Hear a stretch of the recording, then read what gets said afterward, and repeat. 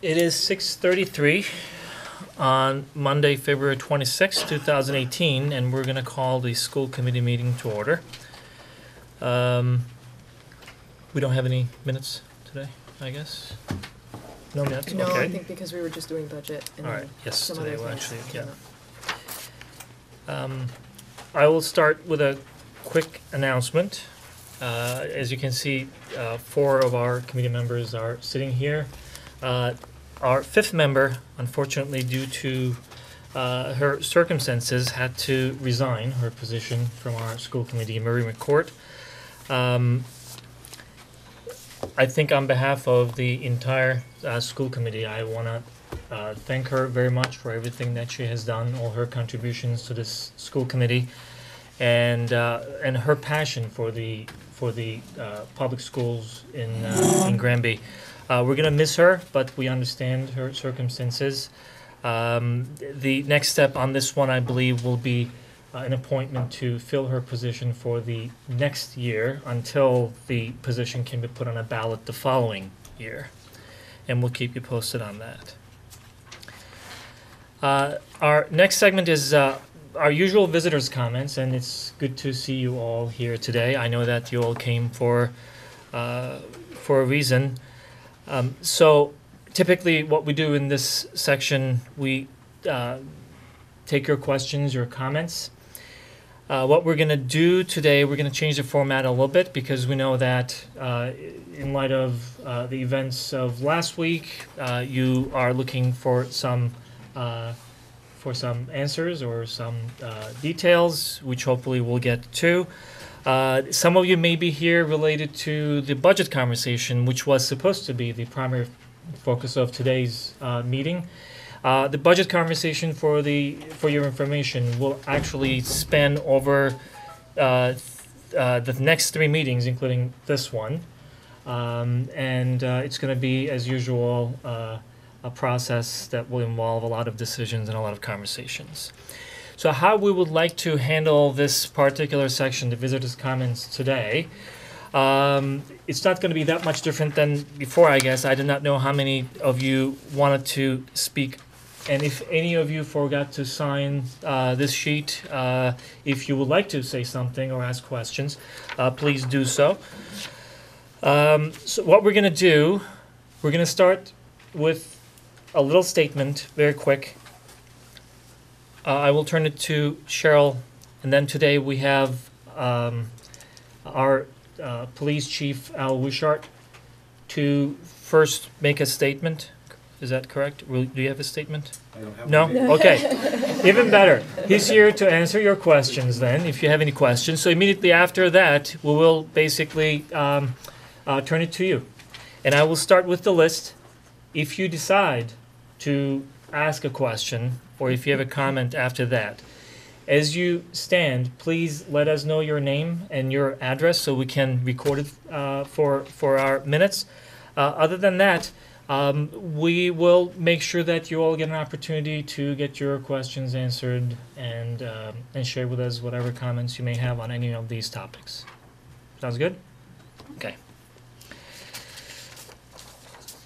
The last few weeks were interesting and trying for the entire country, probably. I was on my way here, I was trying to really think of all the events that took place since February 14th.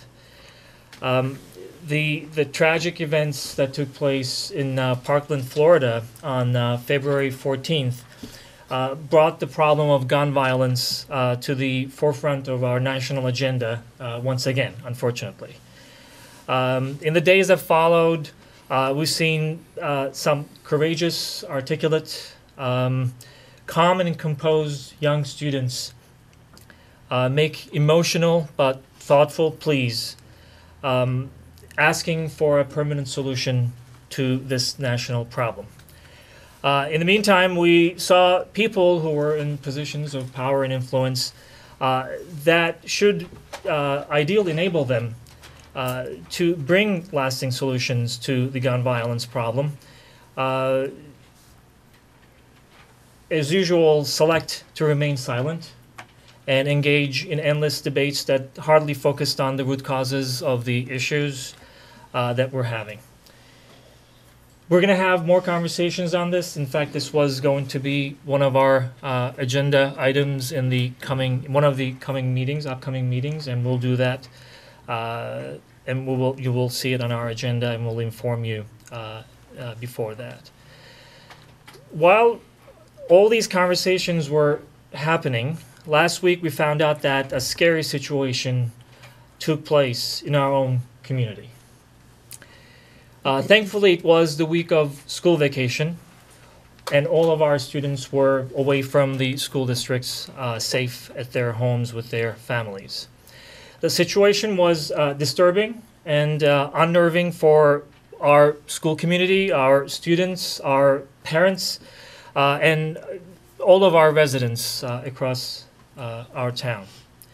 If there's one silver lining to what took place, is how members of our town, our community, showed how close collaboration can help address situations like this.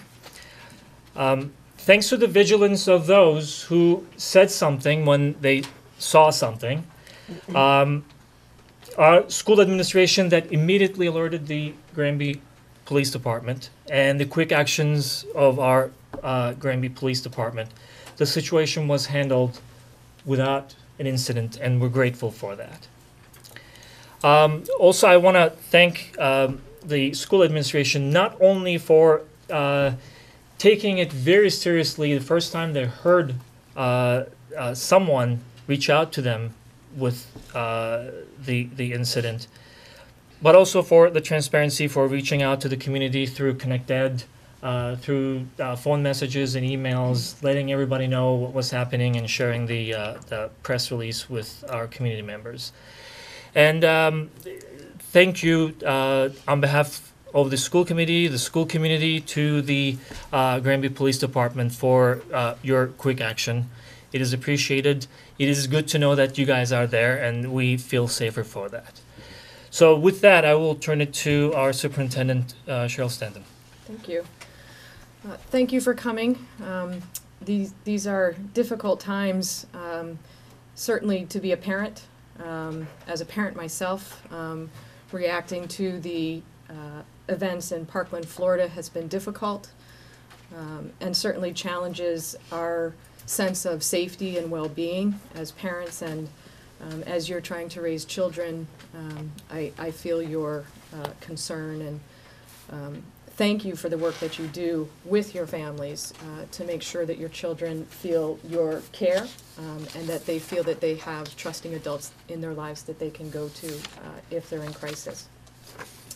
A couple of things that I wanted to reiterate that the school department does do and has been doing all along in terms of school safety. We take school safety extremely seriously. This year we have implemented ALICE training with staff. We trained staff over the summer with regards to increased lockdown procedures. We've trained with our students as well. And we've even reached down to the elementary school to start having conversations with the police department and our students and our staff around what to do in the case of a crisis situation in the schools. In addition, we've created a safety committee, and that began at the beginning of this year too. Stephen Sullivan, our Granby Junior Senior High School principal, and our school resource officer have been working together to organize the types of safety drills that will occur. Because as you know, you've received communication about the types of drills that are going to be happening, and we want to make sure that what we're doing is age appropriate and certainly doesn't cause any undue stress on students as we learn how to respond should we be in an unfortunate situation of having to deal with a crisis. I think, to reiterate what Emery was sharing, one of the I have two takeaways from the incident specific to Granby. One is that Granby works extremely hard to create effective and strong relationships with kids. And that can't go without being said. It is our strength. And as a result of that, students feel that they can trust someone and go to someone. So we've been saying all along, from when they are little all the way up through 12th grade, if you see something or hear something, say something. What we've learned from Columbine, from other tragedies, is that almost in every circumstance, someone knew, and someone had details and they didn't share. And so this is a case where students came forward and we were able to immediately investigate and collaborate with the police department. So the second learning that I had, or thought that I had regarding this unfortunate situation, was the strong relationship that we have with the town municipal departments, and in this case the police department, but also the fire department, in coming together, relying on each other, sharing our resources, being very transparent about our work together, because at the end of the day, it is the safety and security of our students and our families and our town that first and foremost are at the front of our minds. We can't be teaching if we're not safe and secure. And so I just want to thank very publicly the police department for their collaboration with us. I don't know if you wanted to. In terms of a formal statement, I really don't have a formal statement, but I would echo, what both Emery and Cheryl said.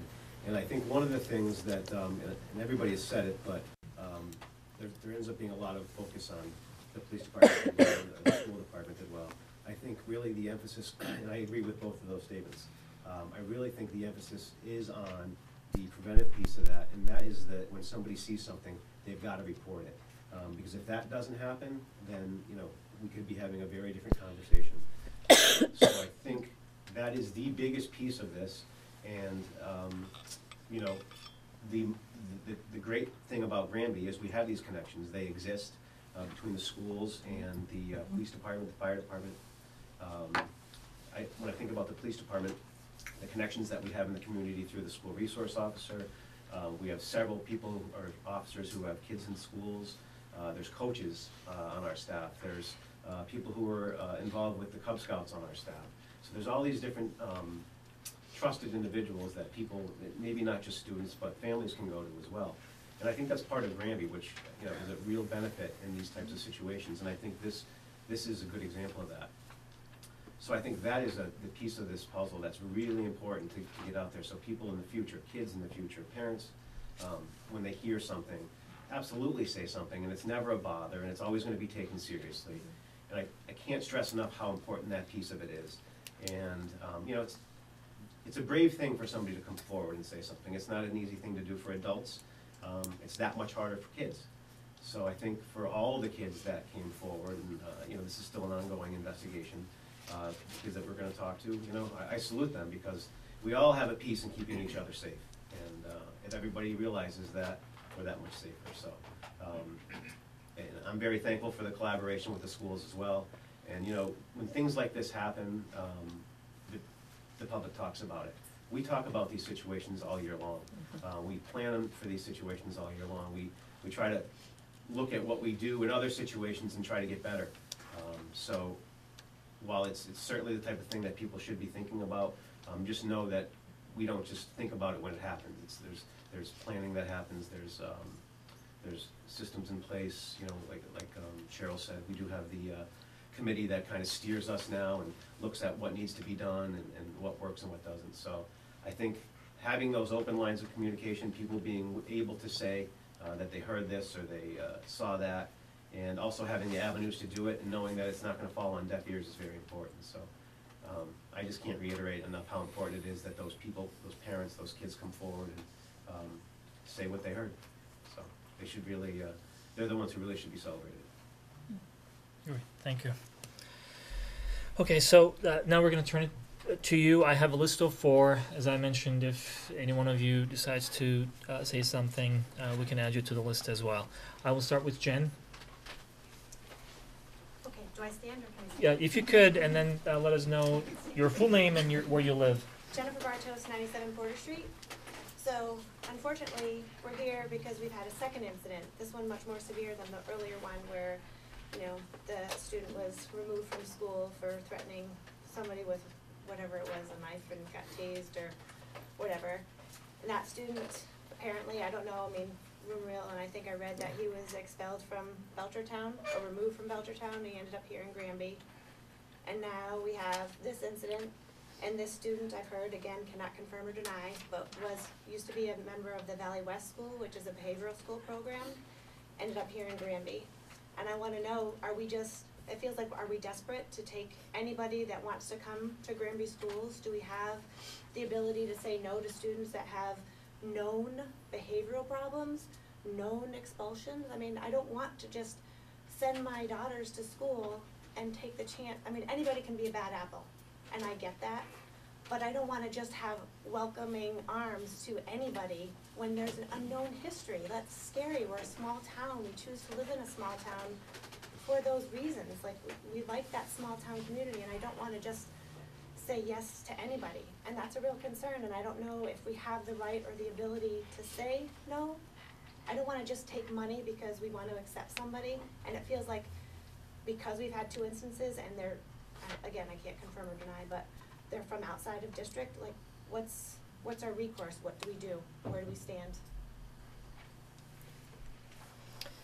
So I can't speak to the details of individual cases. I know for a fact. So what I can tell you is that in terms of school choice, our school choice population, in terms of behavior or discipline, certainly reflects our general student population.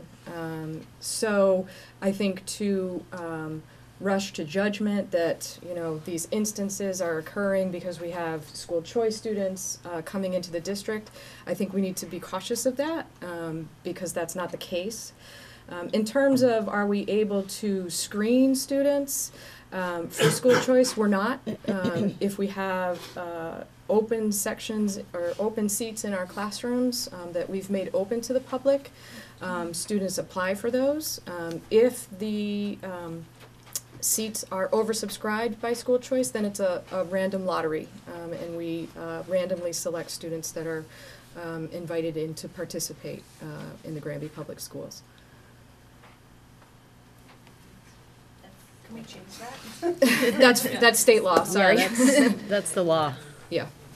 And maybe we need to challenge it. Well, actually, what you just said is true for a lot of things that are happening in our school district, that some of the things that are happening are outside our control. And this happens to be one of those. I know that whenever these situations are known, our administration is on top of that, and they address those situations. But it's not that, because of confidentiality around these things, it's not always known. And when it comes to school choice and other processes, it is dictated by the state. So what you're saying makes a lot of sense, that we should challenge some of these laws or regulations that are causing some of the issues. Just as a follow-up, I just feel like we screen paras, we screen substitutes, we screen our teachers. We've got people that are coming from outside that are coming in. We should have the ability to look at that as well. We shouldn't put our kids at harm's risk just because. Let me just go through the list, and we'll. You may. Thank you, Katie. Very thoughtful of you. Yeah, Jessica.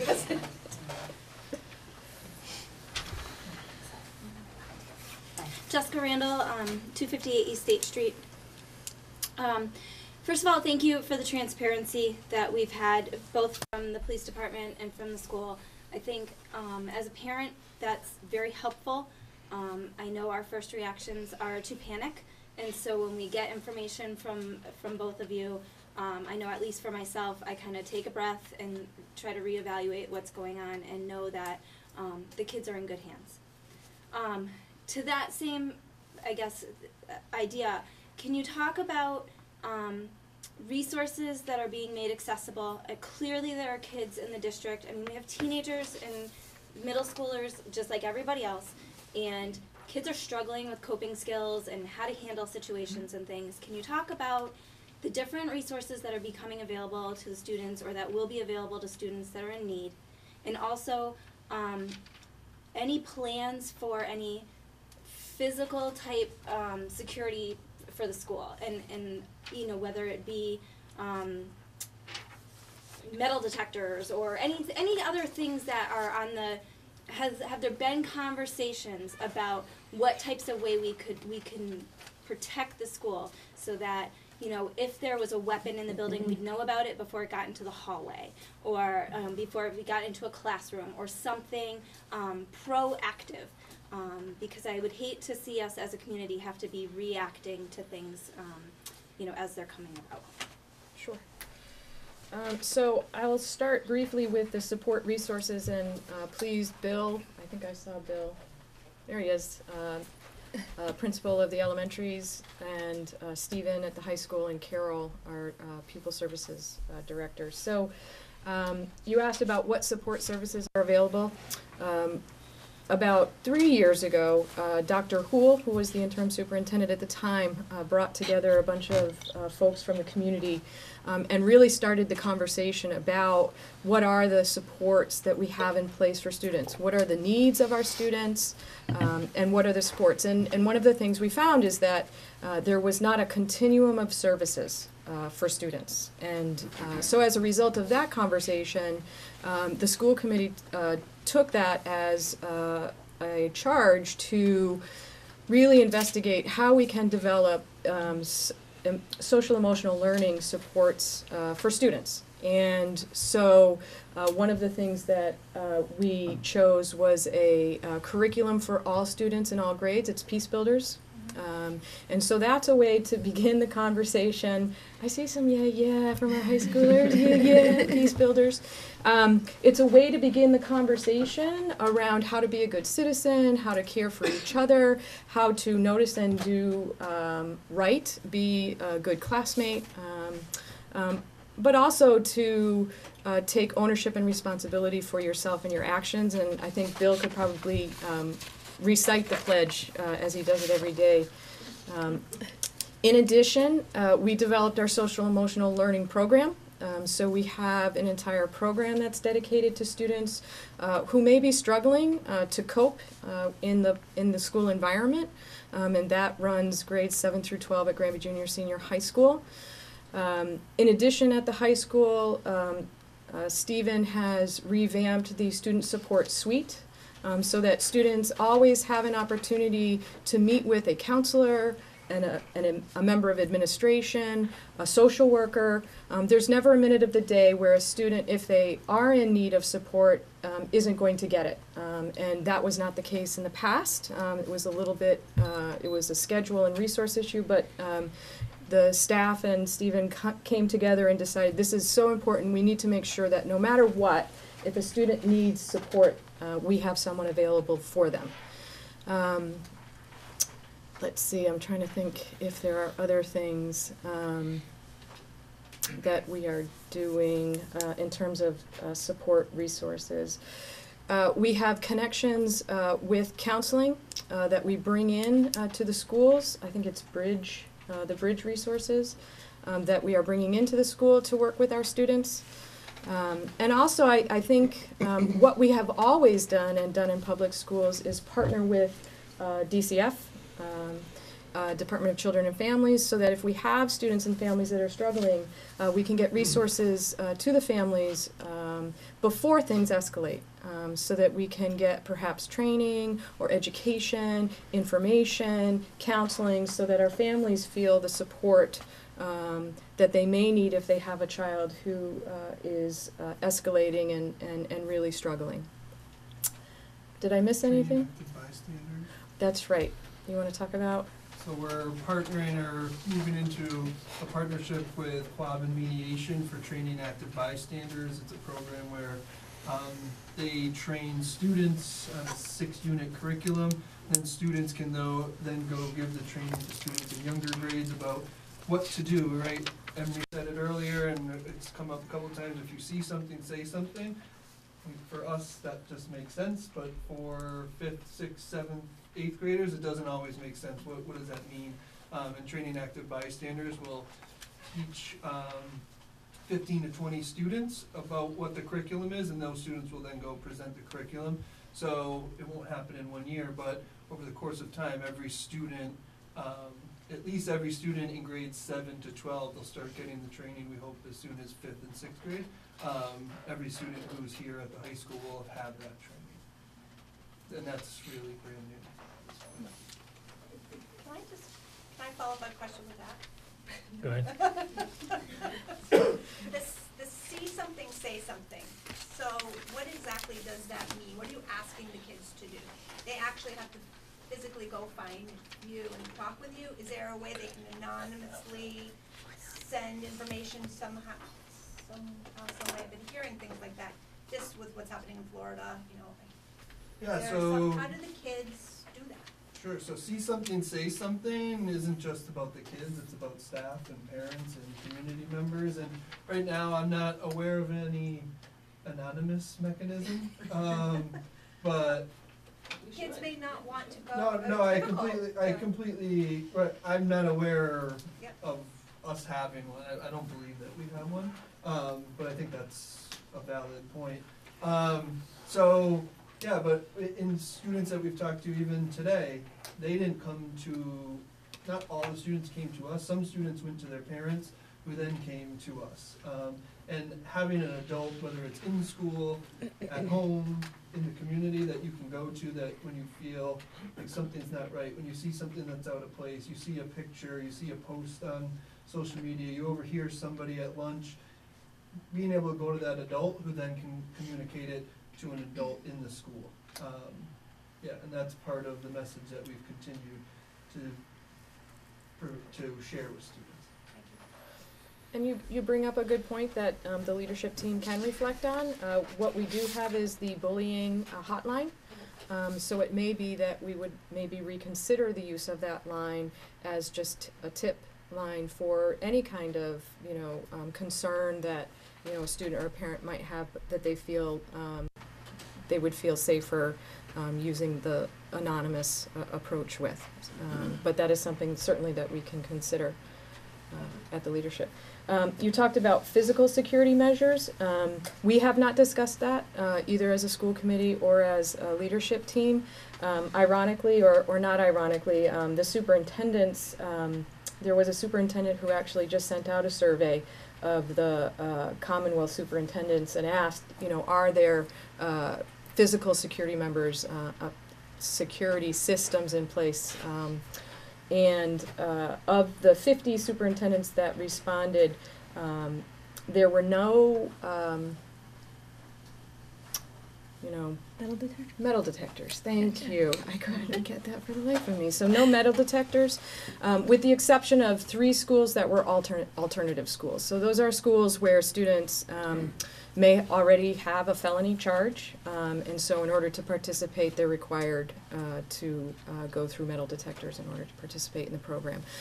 But nobody responded that there were those types of security measures in place. There was one district that had discussed that there were some portable wands, I guess. But certainly that is something, that we can consider as we sort of debrief and wrap our heads around next steps that the Granby Public Schools may be taking as a result. Can I just add something? Absolutely. The physical features. I'm not sure if the work's actually completed yet, but I know that the school is replacing some exterior doors. Yes. From a security standpoint. And something, while it's not new, parents may not know, all of the security surveillance systems for the schools are monitored at the police department and dispatch. So we can see all the cameras in the schools, and that'll be even more so when now when the East Meadow cameras get brought over to us as well. So it's not the metal detectors that someone asked about, but there are some physical security features that you may not be aware of that do exist. So. They're monitored in real time. And Yes. Yeah, excellent. And the new school building was designed with that intent to create multiple stages to entry, correct? It is, and just so we're clear that the existing building, the old school is what we're monitoring now. And the other one, I believe, is coming over this week, or I should say this week soon. Thank you.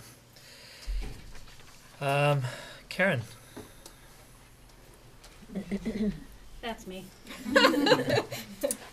And, oh my God, it's so hot here. This whole school is so hot.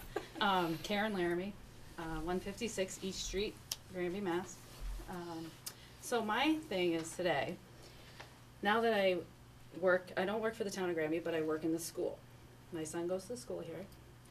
There was an incident it must have been May or June, that there was 2 students that were expelled for saying they were gonna shoot up the school. And I spoke to Mr. Sullivan about this, and he was new, and this was maybe this was the Mr. Cavallo issue. Well, I couldn't get a lot of detail, which I understand, but the student came back. The student is in our school, and this student, I don't think there's anybody in my son's grade. Well, yes, you. Yep. The student has been an issue since kindergarten with behavioral issues and such, and I don't know. I can't know what kind of support he's getting. These kind of things, like, this is like what you hear about the guy from Parkland. He's like, he had all these issues, and then all of a sudden he's expelled, and then he comes back and shoots up the school. So this kind of thing, that really bothered me, and I spoke to Mr. Sullivan about it over the summer, and it really bothered me. Then I get a job here, so I was like, maybe it was meant to be. So I was supposed to be here to, not watch over my son, but see what's going on. So then we have the guy, the kid with the knife and the pipe and so forth. Then there was another incident not too long ago. So I work here. I hear things. People just tell me things. I don't go seek out these answers, but people tell me things that happen, and I'm like, another bad apple amongst us. School choice kid. This other kid came from Belchertown. He was expelled. This is where you hear all this stuff. This last kid, I heard he's living with his grandmother. He was in my son's grade in 2nd grade. Now he's back. So we took him back. Where did he leave from before? So why are we bringing all these kids? I understand it's a money issue, but it's like, why are we bringing all this crap into our school? Chief Wishart, your son's in my son's grade. I mean, I almost feel better that I know your son's in the same grade, because I feel like there's a little extra, I say it honestly, but it's making me ill, like, just to think that this is happening. And I know it's a money issue, everything's a money issue, blah, blah, blah, but this is Granby, and I'm not happy. And that's kind of what I wanted to say. I hope it made sense. And I wanted, other people to know. I mean, you're here, you hear things. I can't give out names, I can't give out who's giving me all this information, but it's like, say something here, so I'm hearing stuff. And some of it I know it's true. Thank you. So, first of all, if people are sharing that kind of information with you, I would hope that they would come to the superintendent's office and share it with me or the building principal, because they're not. I haven't heard those kinds of discussions. I get wind of a rumor mill sometimes from a post on Facebook that someone may share my way. We're never going to solve the problems or understand the problems if they're not talked about with the people who have the resources to provide information and make changes if necessary. I wanted to talk a little bit about residency. Students who move into the district or live in the district, if they move in, they need to prove residency. If a student proves residency, and that is by having an address, and the parent provides an address in Granby, whether it's on a license or a utility bill, we have to receive that student regardless. If they have an IEP, then we can look at that IEP and see what supports that child may need, and if they need different support than we're able to provide, that's when we may look at an alternate placement for the student. So I think we need to be careful about confusing school choice and students who are actually residents. We cannot say no if a student lives in Granby. We have to accept that student. And, you know, back to the school choice issue, we'll go back to the table and pull the numbers for you regarding discipline relative to school choice students. I think it's a misunderstanding that our school choice students are necessarily students that are at risk for worse discipline than our other students. So I would caution us on that. Can I ask a follow-up question? Can we just go through the list and then I'll Can I go back to? Can I just say something else since?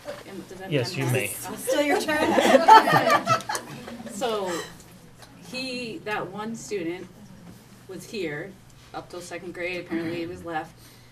Where did he, so do we know where he went? Did he get kicked out of somewhere else? Was he a problem somewhere else? What, I know you can't, but it's like, But if he's a as a resident here parent, now. yeah, but he's a resident here now, and it's like he's living with his grandmother. I mean, you hear people doing, they have addresses, you know, just because they want to go to that school, they use their relatives. You know, in East Long Meadow, I grew up in East Long Meadow. They don't have school choice. Everybody needs money. They need money, but they don't have school choice. Why do we have school choice? Why doesn't I mean, granted, East Long Meadow is larger. They might have more money than us, but not every school has to have school choice. And I know it's money, right? It's gonna be because we need money. I This is think why we take that school choice. there are two issues there. One is, and if you don't mind me just jumping in this, one is the very strong assumption that only school choice students will actually have or may actually have some issues, some risk. The second one, I don't know if it's clear, but I want to make clear. If a student for any reason moves into town and considered a resident, we are by law asked to receive that student to our district. By law. By law. There may be some consideration afterwards, as Cheryl was saying, that if, you know, evaluations of IEP that may exist, this and that, you know, situations occur, my understanding is that that's when they're able to address the needs of those students in the way they need to. But I just want to address that part, that school choice students are students who do not reside in Granby, and based on the open seats available in different levels, different grades, they come to Granby. I'm happy that you offer that. We can provide, to the extent that we can, you know, some demographics around the school choice population we have. But the other students that we were talking about were actually students, I think you mentioned it yourself, students who live in this town, who came to this town. They are considered resident of the town, just like any other student that we have from Granby. We have to receive them. But we can't know why he came to our school, where he came from, where he went in between Granby and now. We don't know where he came from, we cannot know that, right? So No, I think, so the school district receives records when a student enrolls so that we can make appropriate placements for children. And we do, in fact, receive discipline records, attendance records, academic performance records, MCAS scores, if the student has been in Massachusetts. With all of that information, guidance, the social worker, the building principal will make a decision about the best placement for students. So it isn't that we don't know. We can't share it publicly, but we are aware of what's in the student record. With that being said, in Granby, we're very clear that our student records accurately represent students.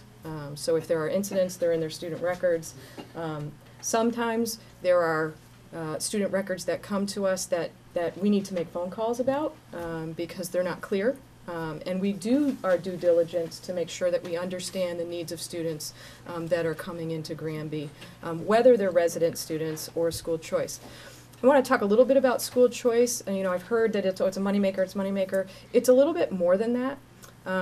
School choice allows us sometimes the opportunity to open another classroom in a grade so that we can actually keep class sizes lower, so we're distributing more students across 3 classes. But school choice really also is an opportunity to allow us to welcome students who may not be experiencing public school in a manner that is successful for them. And that they want the experience of participating in a high-quality academic and social-emotional learning program that Granby provides. The majority of our school choice students excel with us, and I want to reiterate that they make the choice to come here to receive the benefit of the education that we can provide. And we welcome them.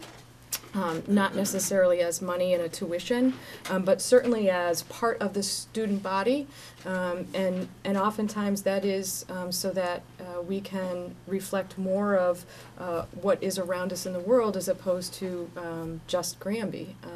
Our students are going to, move on into college or career into a world that is really different than what we see sometimes in our classrooms, and I think that it's a way for us to explore that with our students. I know in my own hometown, for example, it's very similar. Our demographic is very. Sorry, I get distracted. A mom left, so I hope she's okay. She was upset, so. But anyway, sorry. Robin, did you have a comment? You okay? Okay. Wait, Katie? I'm not done. Oh, sorry. Can I just I will, ask I will one- come back oh, to you. Oh, Katie, do you still have a question? I do. Okay, go ahead. Katie Moriarty, 82 Ferry Hill Road.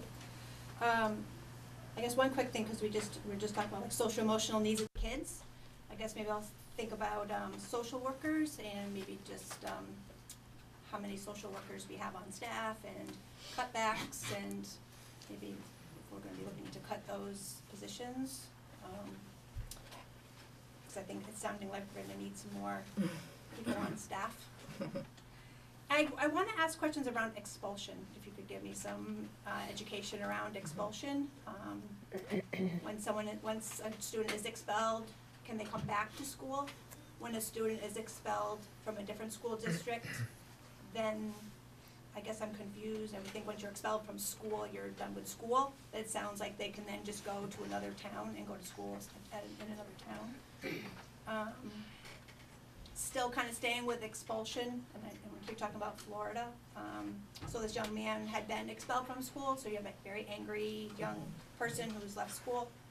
I'm just curious, Chief, if maybe does the police department monitor social media around kids or anyone, adults in town that have made threats? Do you then monitor that ongoing to see if they're still continuing to be angry? And because this young man came back a year later, just because this current situation where this 14-year-old has been arrested and I'm assuming expelled, I don't know if that can be confirmed, but that's just happening now. How long do we kind of monitor him to make sure he's getting the help that he needs? Well, to answer your question, I would say yes, we do from time to time monitor social media. I couldn't give you a time frame to say we monitor Al Wishart's social media from A to B. I couldn't answer that. There's a piece of this that you have to keep in mind too, that not every bit of social media is public. Some kids will make it private and then only their friends can see it. So our school resource officer in particular monitors it pretty frequently. I couldn't give you a time frame to say if something happens, we monitor it for 6 months. I couldn't answer that because there is no specific time frame that exists. I will tell you that when something like this happens, we try to monitor all the situations as best as we can, I should say. But to give you a time frame, I couldn't say that. That's something that does continue for. Sure, and quite frankly, if a situation like this happens, then everybody's radar is up about that person's social media, and so everybody's watching it at that point. Yep. But we do monitor social media. Thank you.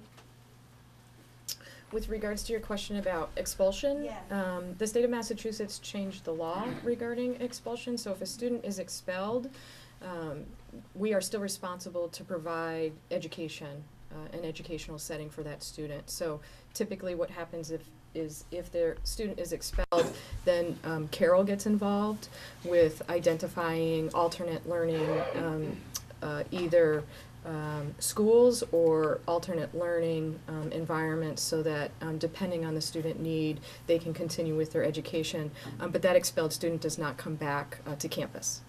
Ever. Does not come back to campus, okay? Right.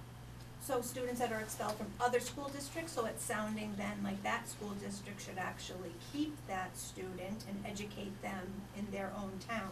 They should not come to other towns. Is that true? I mean, am I thinking about that right? Mm-hmm. Okay. Because it was my understanding, and again, this is, I'll let you know what I'm hearing too, is those two instances of those two recent arrests were from students who had been expelled from other schools and who ended up in Granby. That's what I had been hearing, but maybe that's not Right. true. No. But that's what I had heard. Mm-hmm. It's in the news about the Belchertown kid. That's what I had heard. The young man was from Belchertown, and this young man came from another school. He had been expelled from another school, and that's why he ended up here.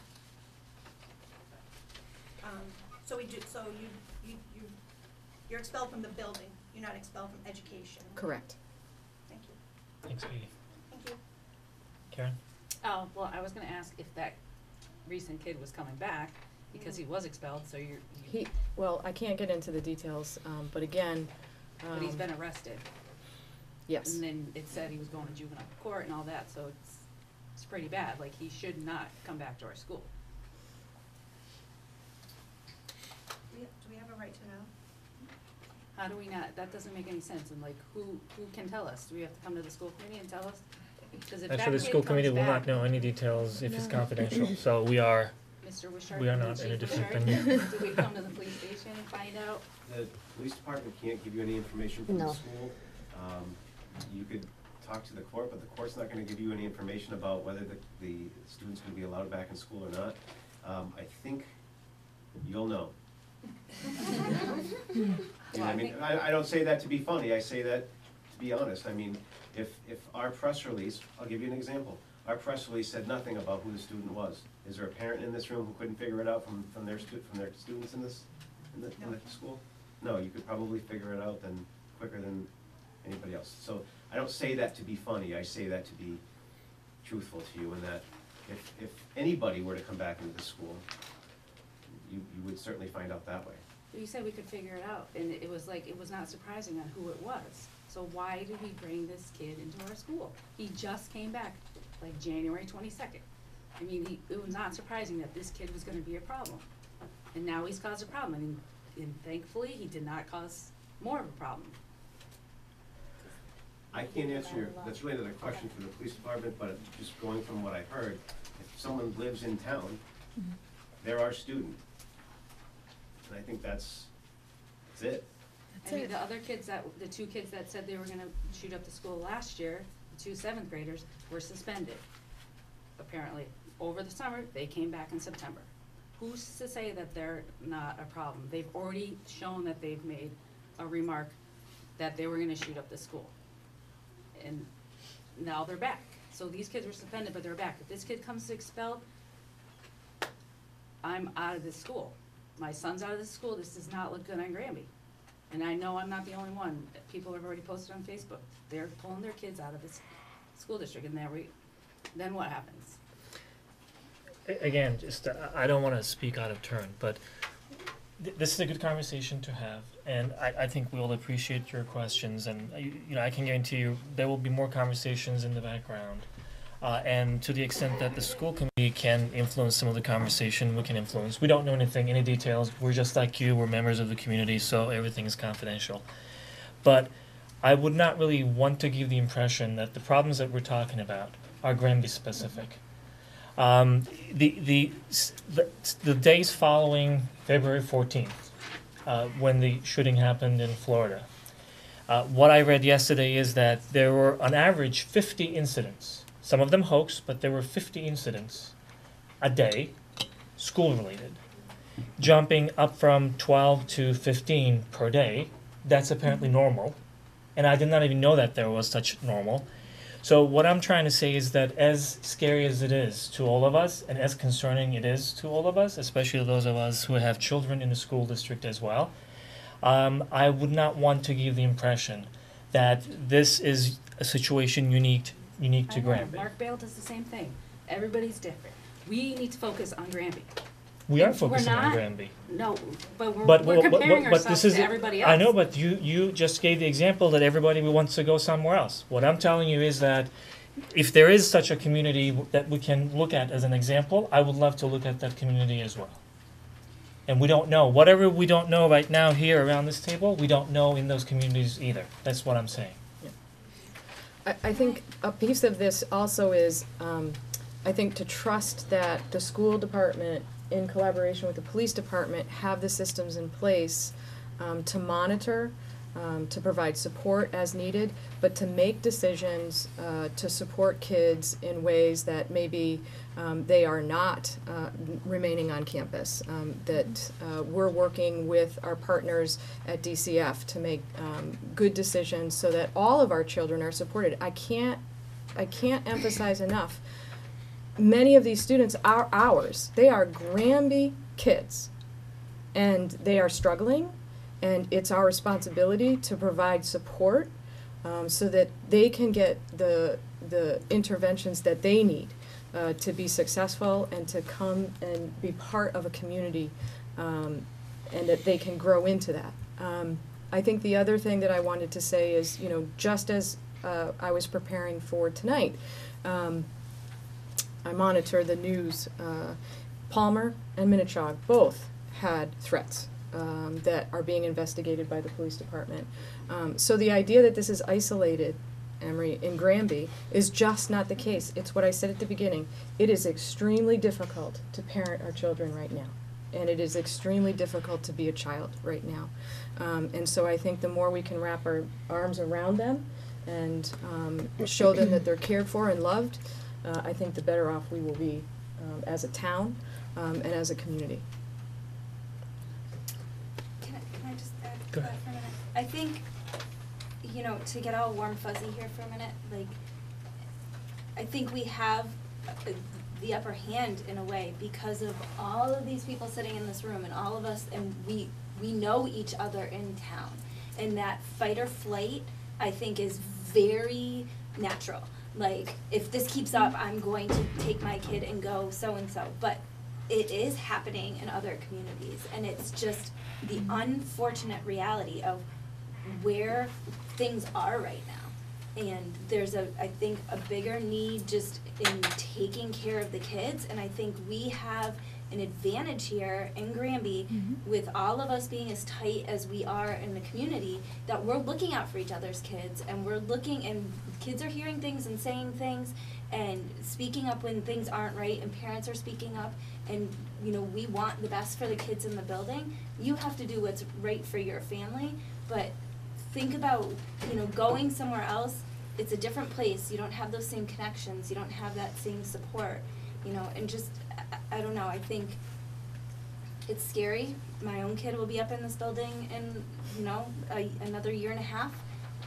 It all crosses my mind, but I think when I think about the foundation that we have as a community, I think we can all work through this and get the schools to a good place, get the students in a place where they're feeling safe, get us in a place where we can sleep at night and put them on the bus and feel like, okay, this is gonna be all right, you know, but that's just my 2 cents, sorry. Anyone else? Go ahead. Yeah, I just wanted to comment on that. I'm a mom in town too. I've got twins in the 7th grade.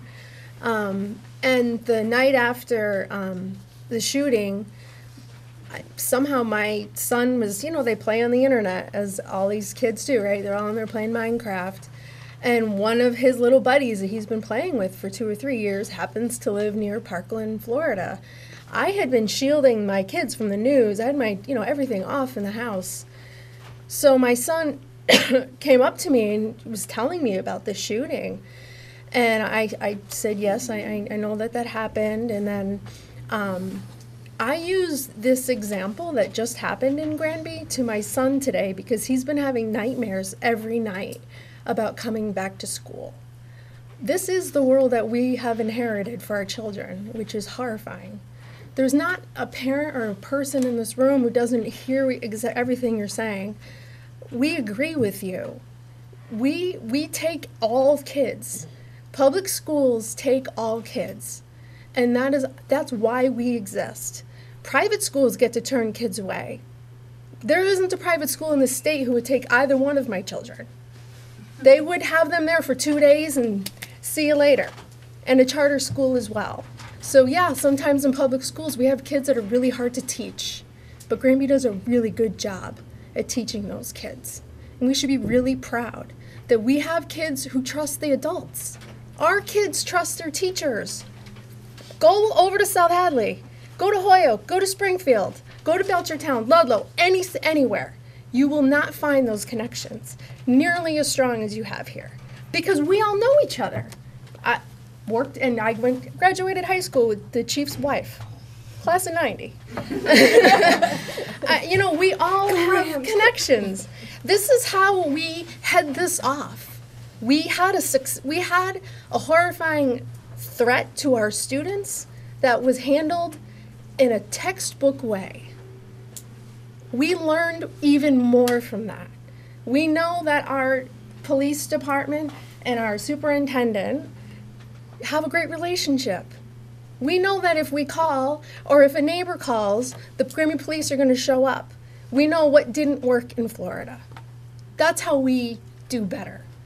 We learn from Florida. We don't point at kids who are having trouble that scare us because they're acting in unexpected ways. Those are the kids that do the best in these little tiny schools, because those kids don't stay kids.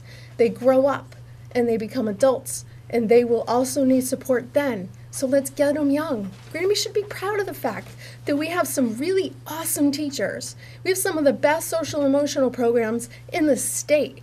I will never move from my house until my children are out of these schools. And I'll probably retire here and spend the rest of my life because I believe in Granby, I believe in these schools. And I couldn't be more thankful that this was the outcome. That's all I want to say.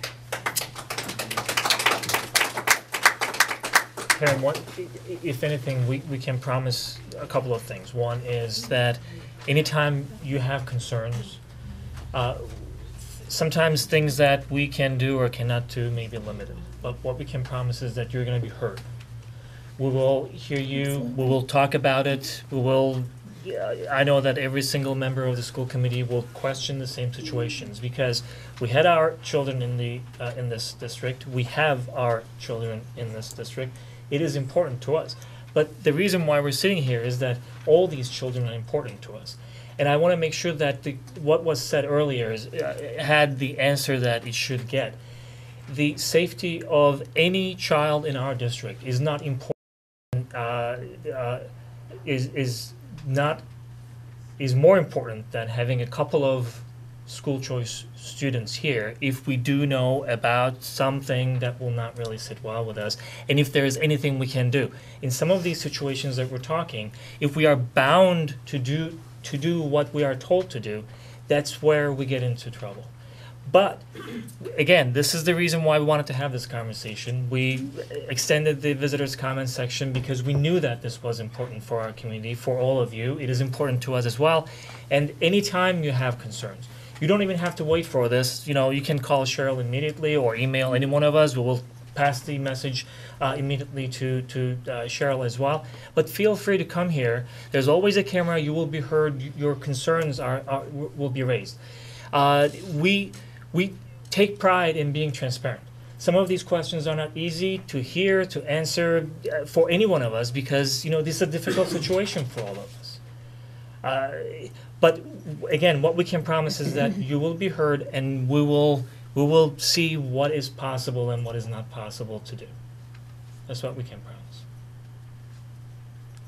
Any other questions? Any other comments? Go ahead. Could you please let us know who you are? Do I need to stand?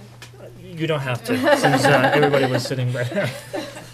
My name is Allison Rogers. I live at 190 Bartlett Street in Belchertown.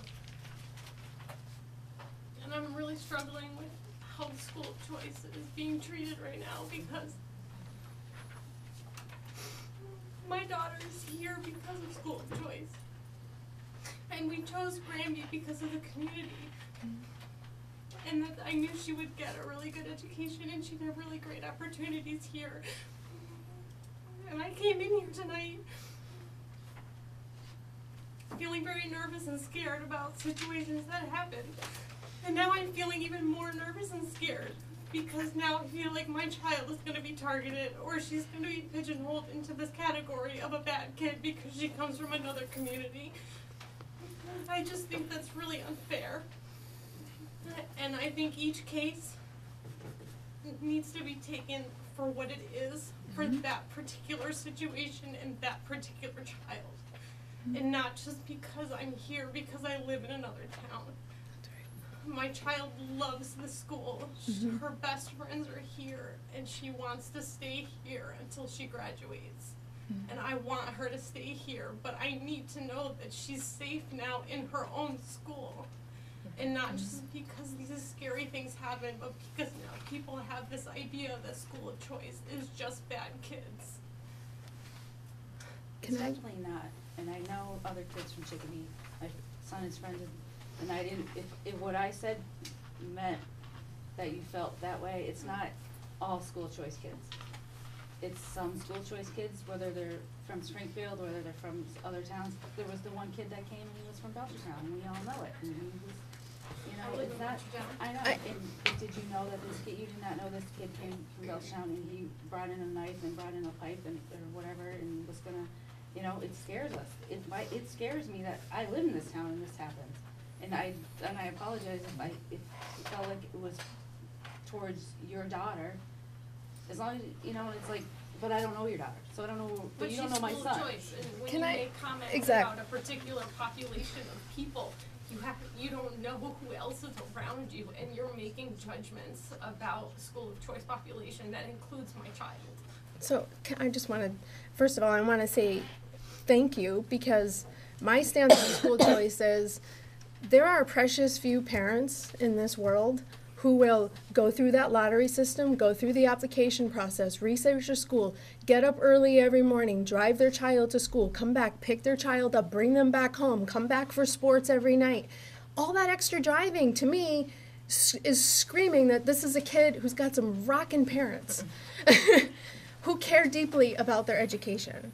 So I just want to kibosh this idea that Granby has anything against school choice children. And I'm pretty sure that I speak for the board, that your daughter will receive an incredible education in Granby. In the same way as every child who happens to move to Granby next week to rent an in-law apartment. They're residents, and they deserve the same education. And we're thrilled that your daughter is here, and I hope that she stays until she graduates, because we have kids graduating from Granby going to Ivy League schools. You know, you're absolutely right, and we're really happy to have you here. Please don't feel that way. Thanks. Can I Jen, ask a follow-up yes. question that has nothing to do with, I want to circle back to my question from 20 minutes ago. You had mentioned about looking at student records and following them through. And I personally have an issue with that statement because it happened to me. My daughter had an issue in 4th grade. She was bullied. She was walked in off the playground for her protection. I got a call at school that I never wanted to get, explaining what happened. I was assured by the principal at that time that it would be noted in her record that she would be safe. When she started here in 7th grade, just this year, I called to follow up because the student that was the issue was returning to the school. It was not in his record. It was not noted in my daughter's record.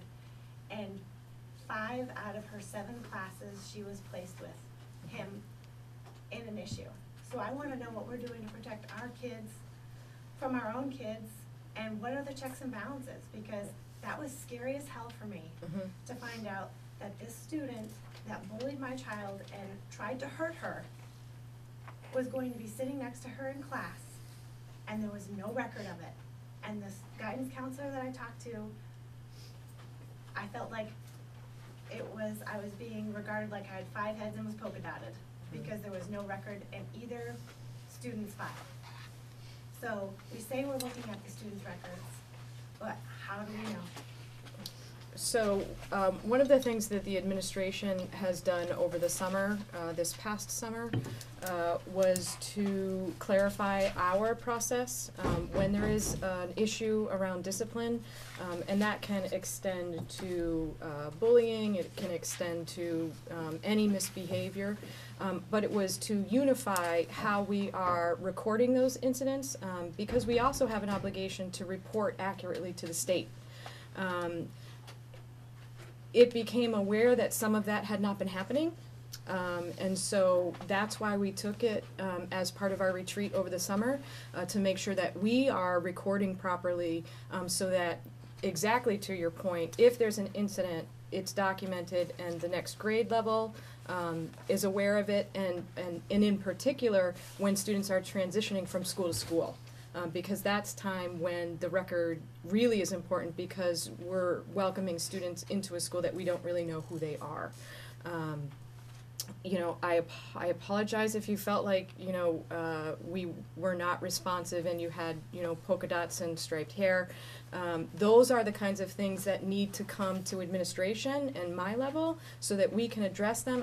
I say constantly, we can't become better if we don't know what the issues are. So I took the backdoor approach. I went to talk to Andrea Hello, and she helped me. yeah, She was wonderful, and she was thoroughly flabbergasted that right, it wasn't documented, because she remembered Mhm. having to talk to my daughter at the time. right, And she was Yep. just absolutely shocked. And I know mistakes happen, yeah, but this is the kind of thing that, this is where the scares and the nervousness Mhm. comes from, is if we can do this in our very own district, how are we to know that any person, I don't, you know, someone that moves into Granby or anything, and my daughter is her daughter's best friend.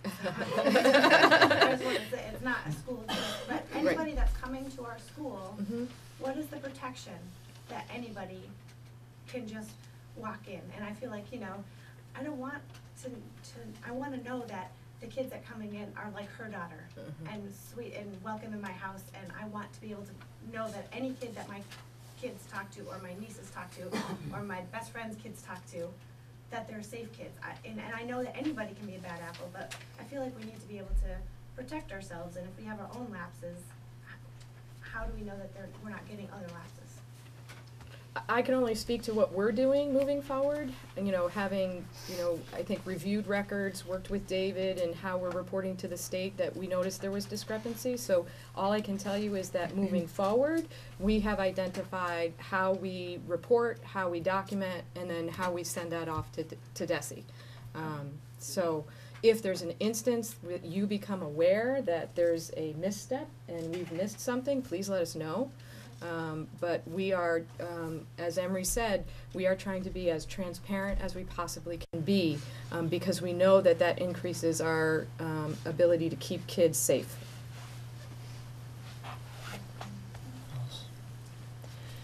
And by the way, this wasn't the fortunate occasion to come together and have this conversation. But I hope that anytime you have any one of these issues, and if you want to follow up on these issues, if you hear something, you will come back to these meetings.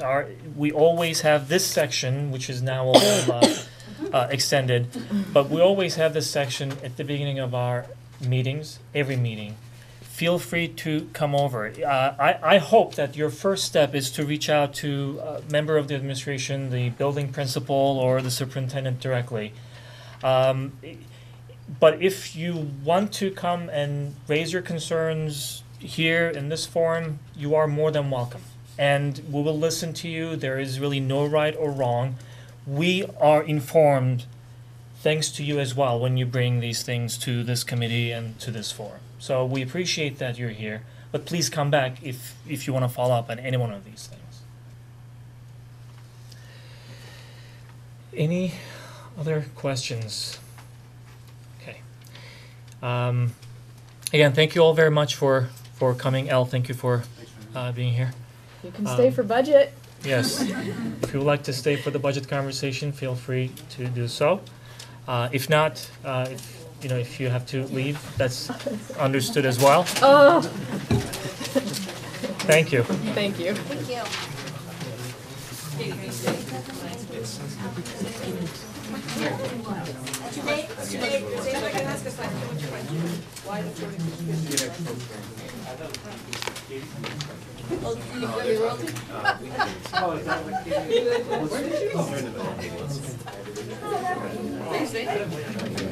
Thanks.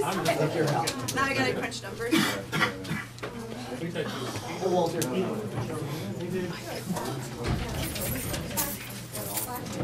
That's it for you? So you wanna stay for the exciting part? I'm sure it's just getting started.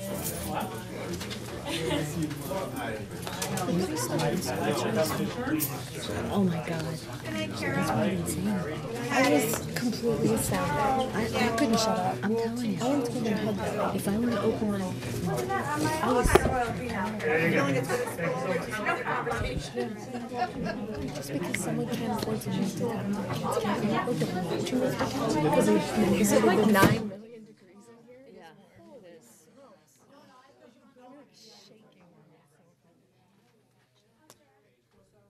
Thank you for tonight. Oh. Thank you. It's tough one. Thanks, everybody. Thank you, Katie, for coming. As always. Nice to see you too. Come back. We love seeing you. I know. Yeah. No, that was fine. Why? That was good. Well, I would get nervous about that too, but you know, still, just come back. Thanks, everybody. Hi, how are you? Good, thank you. Have a good night. Jen, thank you.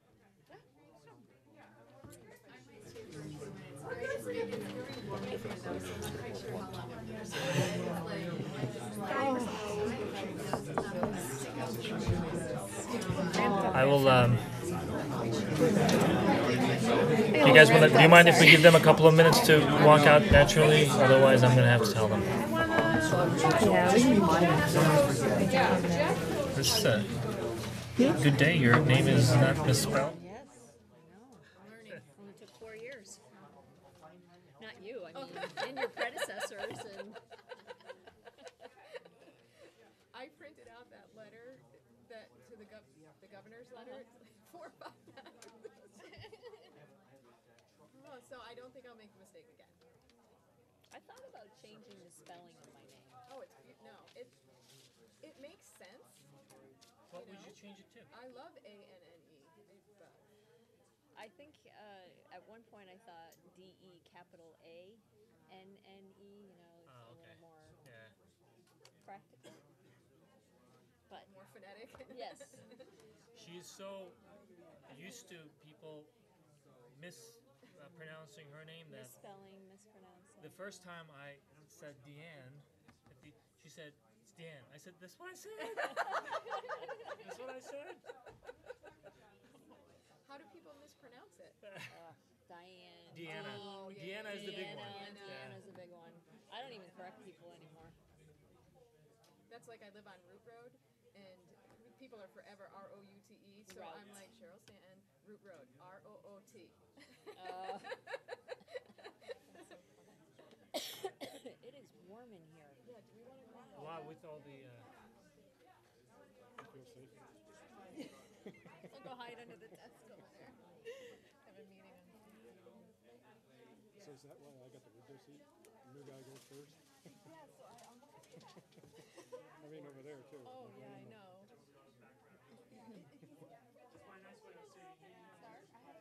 It's like a anxiety thing. I lived in New Granby for 30 years. So nothing scares you anymore. If I don't know about it, I can't do anything about it. That's true. If I do know about it, I can make an attempt to fix it, right? Okay, everyone. We're gonna resume our meeting.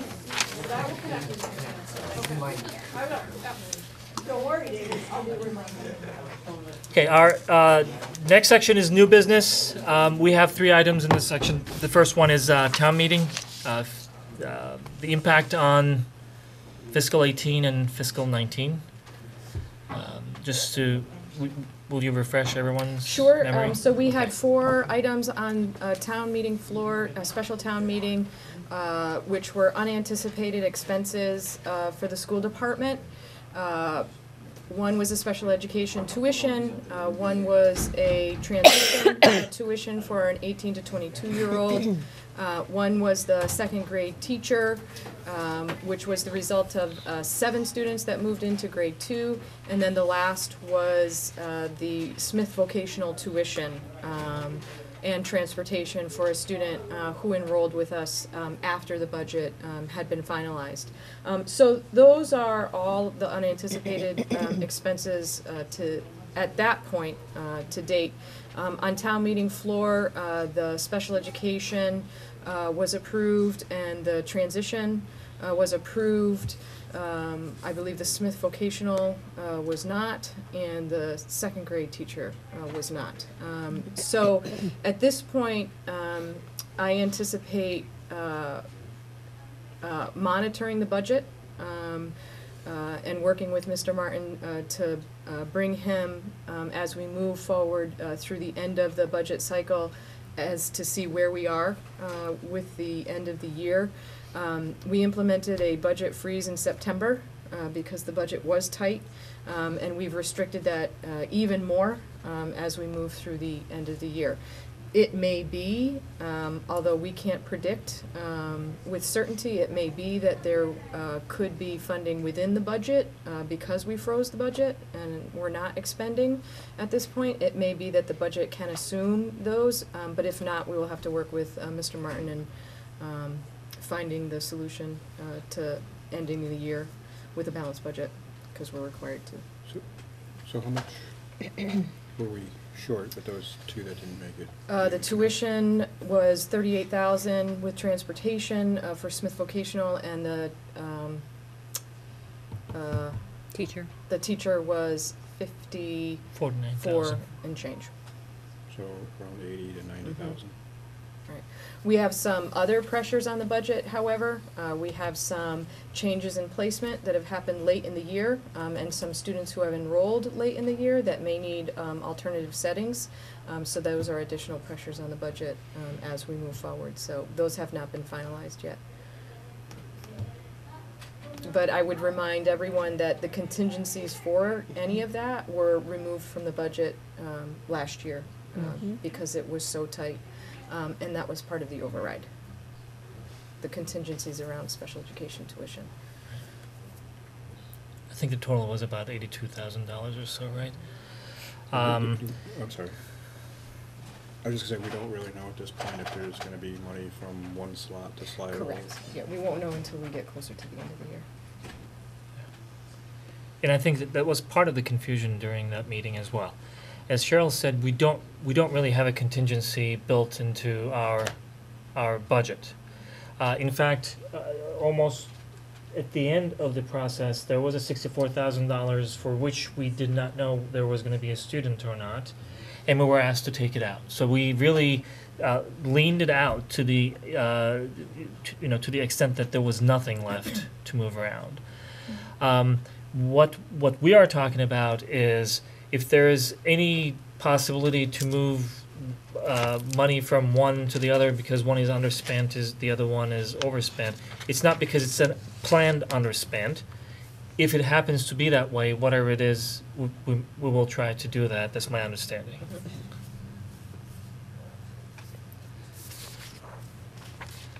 And I think, it is worth building on that one. When we make the statements, there is a very strong element of mistrust that is causing some folks to believe that there must be something going on in the background. We're going to start FY19 process today. Every single thing that we will be able to say about this budget process will be said in front of this camera. Hopefully Walter and others will be here to record it for, the broader community.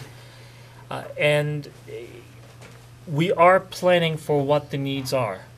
The clear gauge that we put out there at the beginning of each budget process was that we would like to be able to budget at the service level, so that we don't really bring down services. We don't eliminate some services. We don't eliminate, music, art, this and that.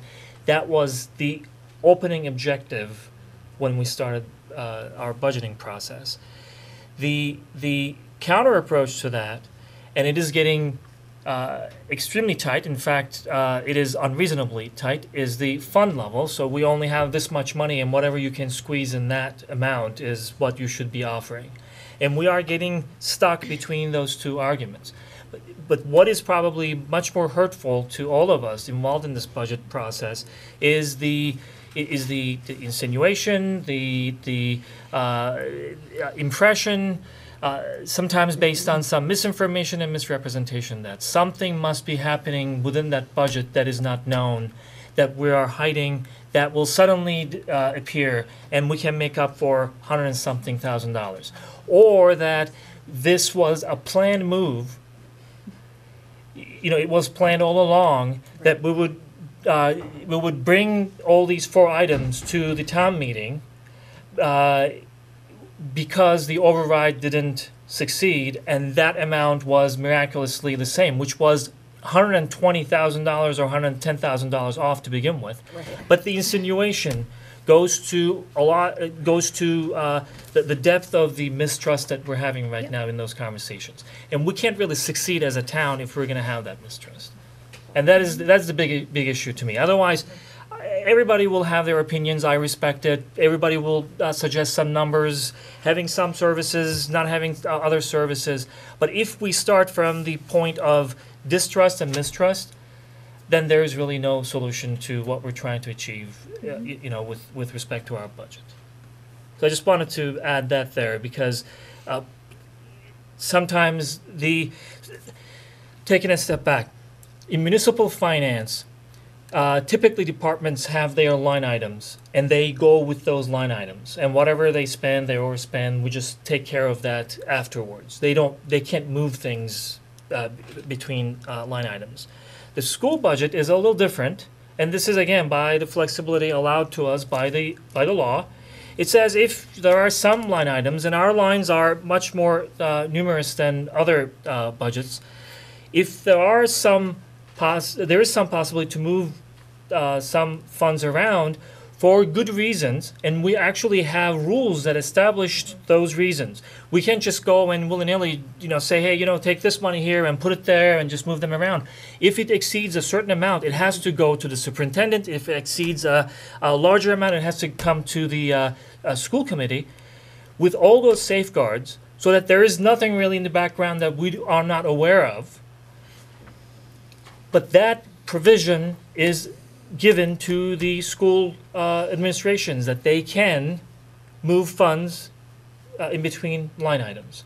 And the fact that we have been very transparently, again, sharing that information in front of the cameras and with everybody else that we speak with, that seems to be interpreted and sometimes misinterpreted and often misrepresented as some ploy in the background to keep funds available there.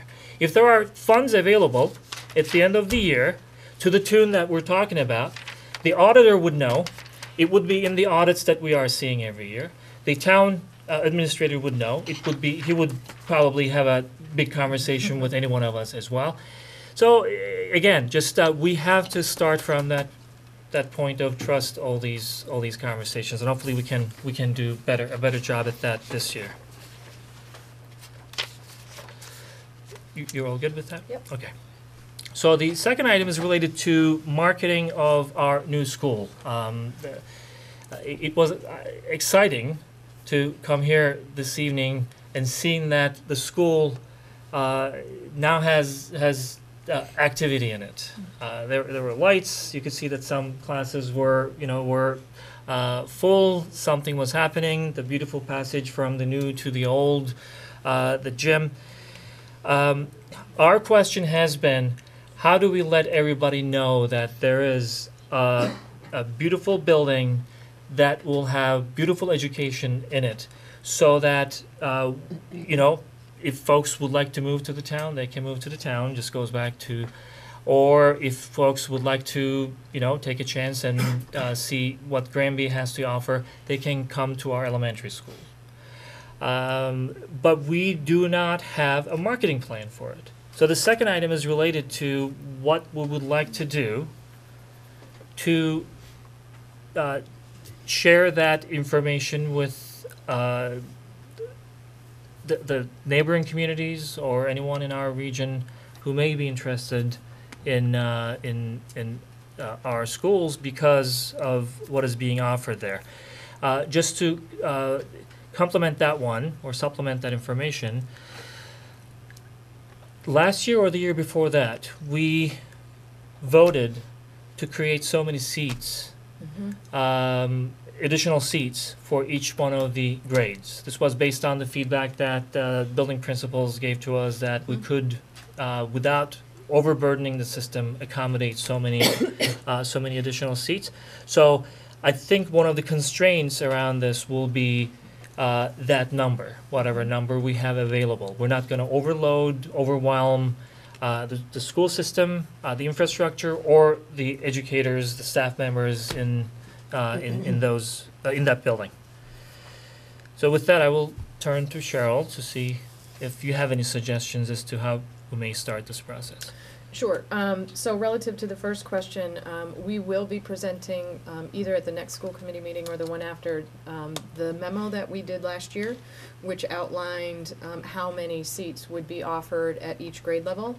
And in some grade levels, there are no seats available because we are at capacity. But I think then turning that into a press release so that the communities know that we have open seats and the numbers of seats that are available. At the administrative level, team level, we've been talking about the open house for the new building. And that would be an open house for both the community to see the new school and talking about having our student council students give tours of the building once they're familiar with the new layout and all of the features of the new school. But also opening it up to potential school choice families that or families that may be moving into the district. So that people are aware of the new school and may make a choice to move to Granby or enroll there. What we haven't, last year we did advertise in the local newspapers. I think it was moderately successful. We have not done any radio advertising, nor any endorsements on public radio. Certainly that you hear some of the private schools or some of the charter schools that have funding available to them to do that. That's expensive. We used our entire budget last year for advertising simply in the newspapers. And what was the cost? Kathy, do you remember the cost of advertising? It was close to $2,000. So when I saw this on the agenda, I was wondering, is it marketing of the new school or is it more marketing of the district? Because it's, I mean, it's important, obviously, to market the new school, but, you know, we have a lot of innovative programs at the high school now, and so it seems as though it's a more comprehensive marketing strategy that we're looking at. And the other thing, I go back to that meeting that we had with the Finance Committee and the Select Board back in May. And this issue came up, the ability for some funding to come out of, you know, this one of these revolving accounts or stabilization accounts, right, for one-time reserve funds. This would be the $8,000 to $10,000 range. Yes. Account? Well, actually, I went back to the meeting and I rewatched it, and it's up to 15,000. Oh. That's what it was, the cap, Okay. for one-time unanticipated expenses. Now, there seemed to be some disconnect with maybe the town administrator and the finance committee as far as what's unanticipated. But one thing I did gather from the finance committee is that they would be open to things like pilot programs, you know, literally one-time expenses, marketing strategies. I think the marketing plan was specifically mentioned at one of those meetings. Pilot program was too. Yeah. So, again, you know, we can do that because I mean, what's the worst that can happen? Then, if it's declined, then we can have the conversation then. But it was discussed in front of the camera, specifically with respect to marketing and then the pilot. Okay. I would imagine we would have to submit some sort There's of, a form. not only a form, but some plan with maybe some proposal. Create plan and cost. And maybe even ROI. costs associated, I don't know if you go out and you ask for proposals from local marketing firms or whatever, maybe giving them a cap of what we can spend. But I'm thinking a detailed plan submitted would need to happen. I mean, what that investment means in terms of its return, having some framework around that is important, instead of just asking for money that we don't, that makes it look like we don't know how we're going to spend. So It's going to be important for us to know that too, because. So, I'm thinking we have next Monday as the meeting we could add to the agenda. Okay, let's do that. I mean, I think it would be simple enough, right, to make a phone call to some local companies and say, this is what we're looking for, we need a written proposal. Do we also need to relook at those numbers again? Like, do they change with the enrollment? Like, Yes, the they total do. number of So students? we have the conversation and then we identify, and those numbers do change. Yeah. Okay. Could you approach a college program that has marketing and let somebody use Granby as their project? That's a great idea. There'll still be cost associated with, if you put Yeah. anything on public radio, or if you had some commercial, I was or. looking to help you eliminate costs. That's a great idea. Let's Yeah. let's look into it, and if it happens, that's great. Thank you. Anything else on this one? Any questions? Okay. The elementary and secondary education district targeted Yes. review. So Granby Public Schools will be visited by the Department of Elementary and Secondary Education next week, Monday and Tuesday and Wednesday. You have a formal letter inviting you to meet with them. You will be in non-quorum groups, so you can discuss freely.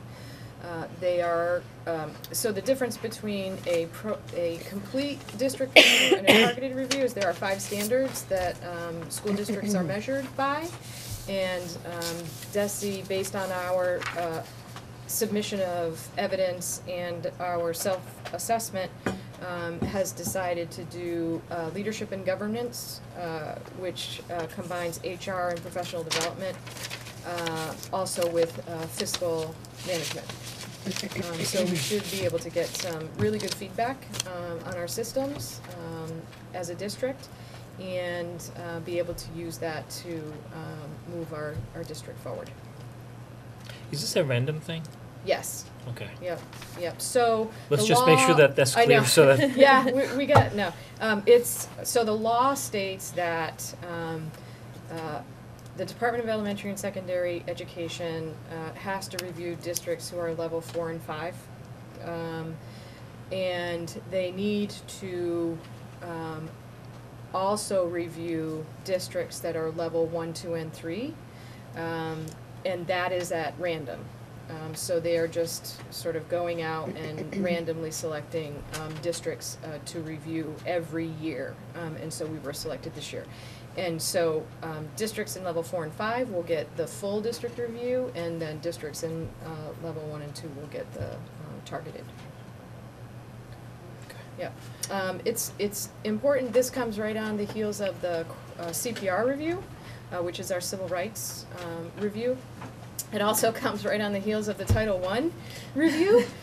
So it's been a lot of work, but we've gathered a lot of the information already. So we're kind of excited to move forward. They will be doing focus groups at the Granby Junior Senior High School for middle school and high school, at the elementary school with teachers. They meet with the union president and vice president. They meet with school committee.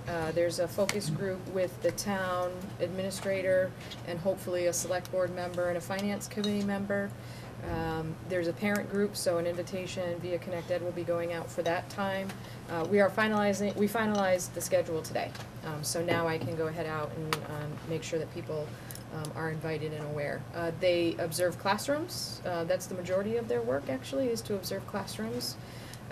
And then they interview the leadership team, the superintendent. In a district like Granby, they see me a lot, and they see the principals a lot, and Carol a lot, because we do a lot of the work. There's no assistant superintendent, there's no curriculum director, there's none of the layer that they would be able to sort of triangulate their data to say, oh, you know, the superintendent said this, and the teacher said this, and, you know, the central office staff said this. It's like central office and everybody, all of us, we just all, you know, pitch in. So they're well aware of that, and actually they've been very accommodating, so. And 5:30 next week, next Monday? Yeah, and if that's a problem for you, I can speak to them Okay. about pushing it out a little bit. I won't be able to do it. Yeah, okay. Do you have a time that you could do it? Well, I get here for 6:30. Okay, do you have is Tuesday or Wednesday out? Tuesday, I work till 7. Could you do a phone call? They said they would do it via phone. I could. At any time, you know, that they're here, so. And they're here. Monday, Tuesday, and Wednesday. So you could do it on the drive. Like Or we I did. can try to be here early that day. I'll see if I can. So. Wednesday all day? Yeah, it just depends on, yeah, if you sent me some time, I could say the school Yeah. committee member can chat with you. Yeah, Wednesday I could probably pull it off. Okay. Everybody else is good? You have an opportunity to meet? Good. Okay, so now moving on to the topic of the night. Fiscal year 2019 budget. So, as we did last year, we're going to use this meeting to do an overview of where we stand with the budget. Next Monday, we will have the business manager here to add some of the more detail around trends in the budget from FY 17 and 18 into 19, so we can explain a little bit about where the budget has been trending. But today I wanted to go over what we've accomplished with the budget this year. We all recognize that it was a very difficult budget season last year, but despite that, we're very proud of what we've been able to accomplish. We have effective elementary class sizes in K through 6. At K through 2, we've been able to maintain 17 to 20 students per class. And grades 3 through 6, we've been able to maintain 20 to 25. And those are very comparable to surrounding districts and actually quite better in some cases. We've been able to maintain our elementary interventions for students below grade level in math and reading. We have 2.5 teachers that provide those interventions, and we've also been able to add a 0.5 English language learner teacher to provide intervention and support for students. So despite the budget woes, we've been able to maintain that program. We have continued to develop our supportive autism program in K3, and we've had inquiries from districts about developing their own or tuitioning students in, and those have been very healthy conversations with Belchertown and Ware and Palmer. So we're very proud of that program and excited to see that program support students. I think one of the most amazing things about that program is it provides students what they need in terms of either completely pull out with the teacher in the classroom or opportunities for students to go into their regular ed classroom and participate in various learning activities. So it's really a great blend and really an excellent use of resources to support student needs. We were able to restructure the student support services at Granby Junior Senior High School, and I'll get to the detail on that in a little bit. We continue to offer diverse AP courses for our students, and we're very proud of that, as you know, and we'll shout from the rooftops. We have one of the highest percentages of our students participating in the Commonwealth that participate in AP coursework.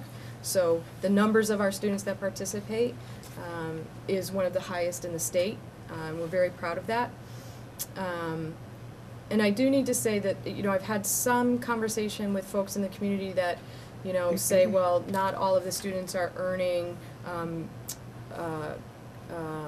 qualifying scores as the result of participation, and I think that there's some education that we can do for the community, that students that participate in those programs are better prepared and do better in their first year at post-high school experience. So whether it's community college or a 4-year college, students that have participated in an AP coursework do better, perform better, are more confident during that freshman year, so they're less likely to have to retake courses or take courses that are not credit bearing. So we feel like the qualifying score shouldn't be the only measure of whether or not AP coursework is successful.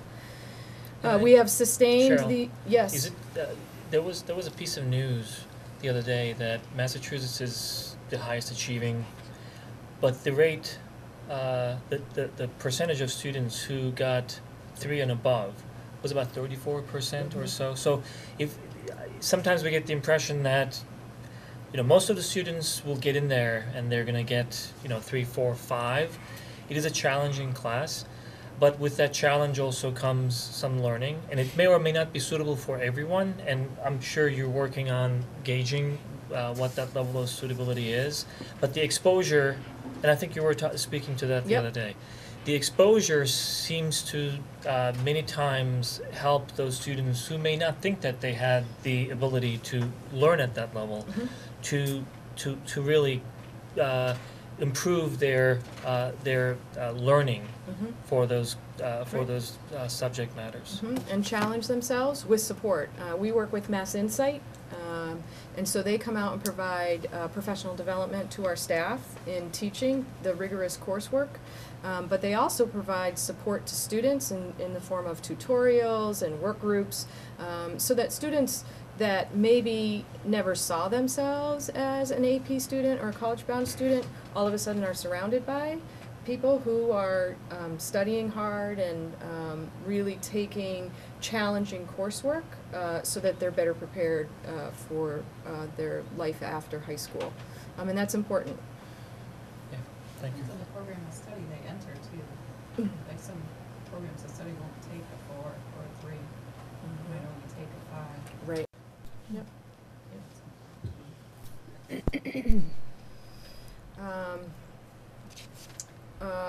We are extremely proud of our ability to stay focused on developing social emotional learning in the Granby Public Schools, and that comes right from you folks, as you know, standing behind that program. We've implemented or sort of revisited student support teams at Granby Junior Senior High School in the elementary level.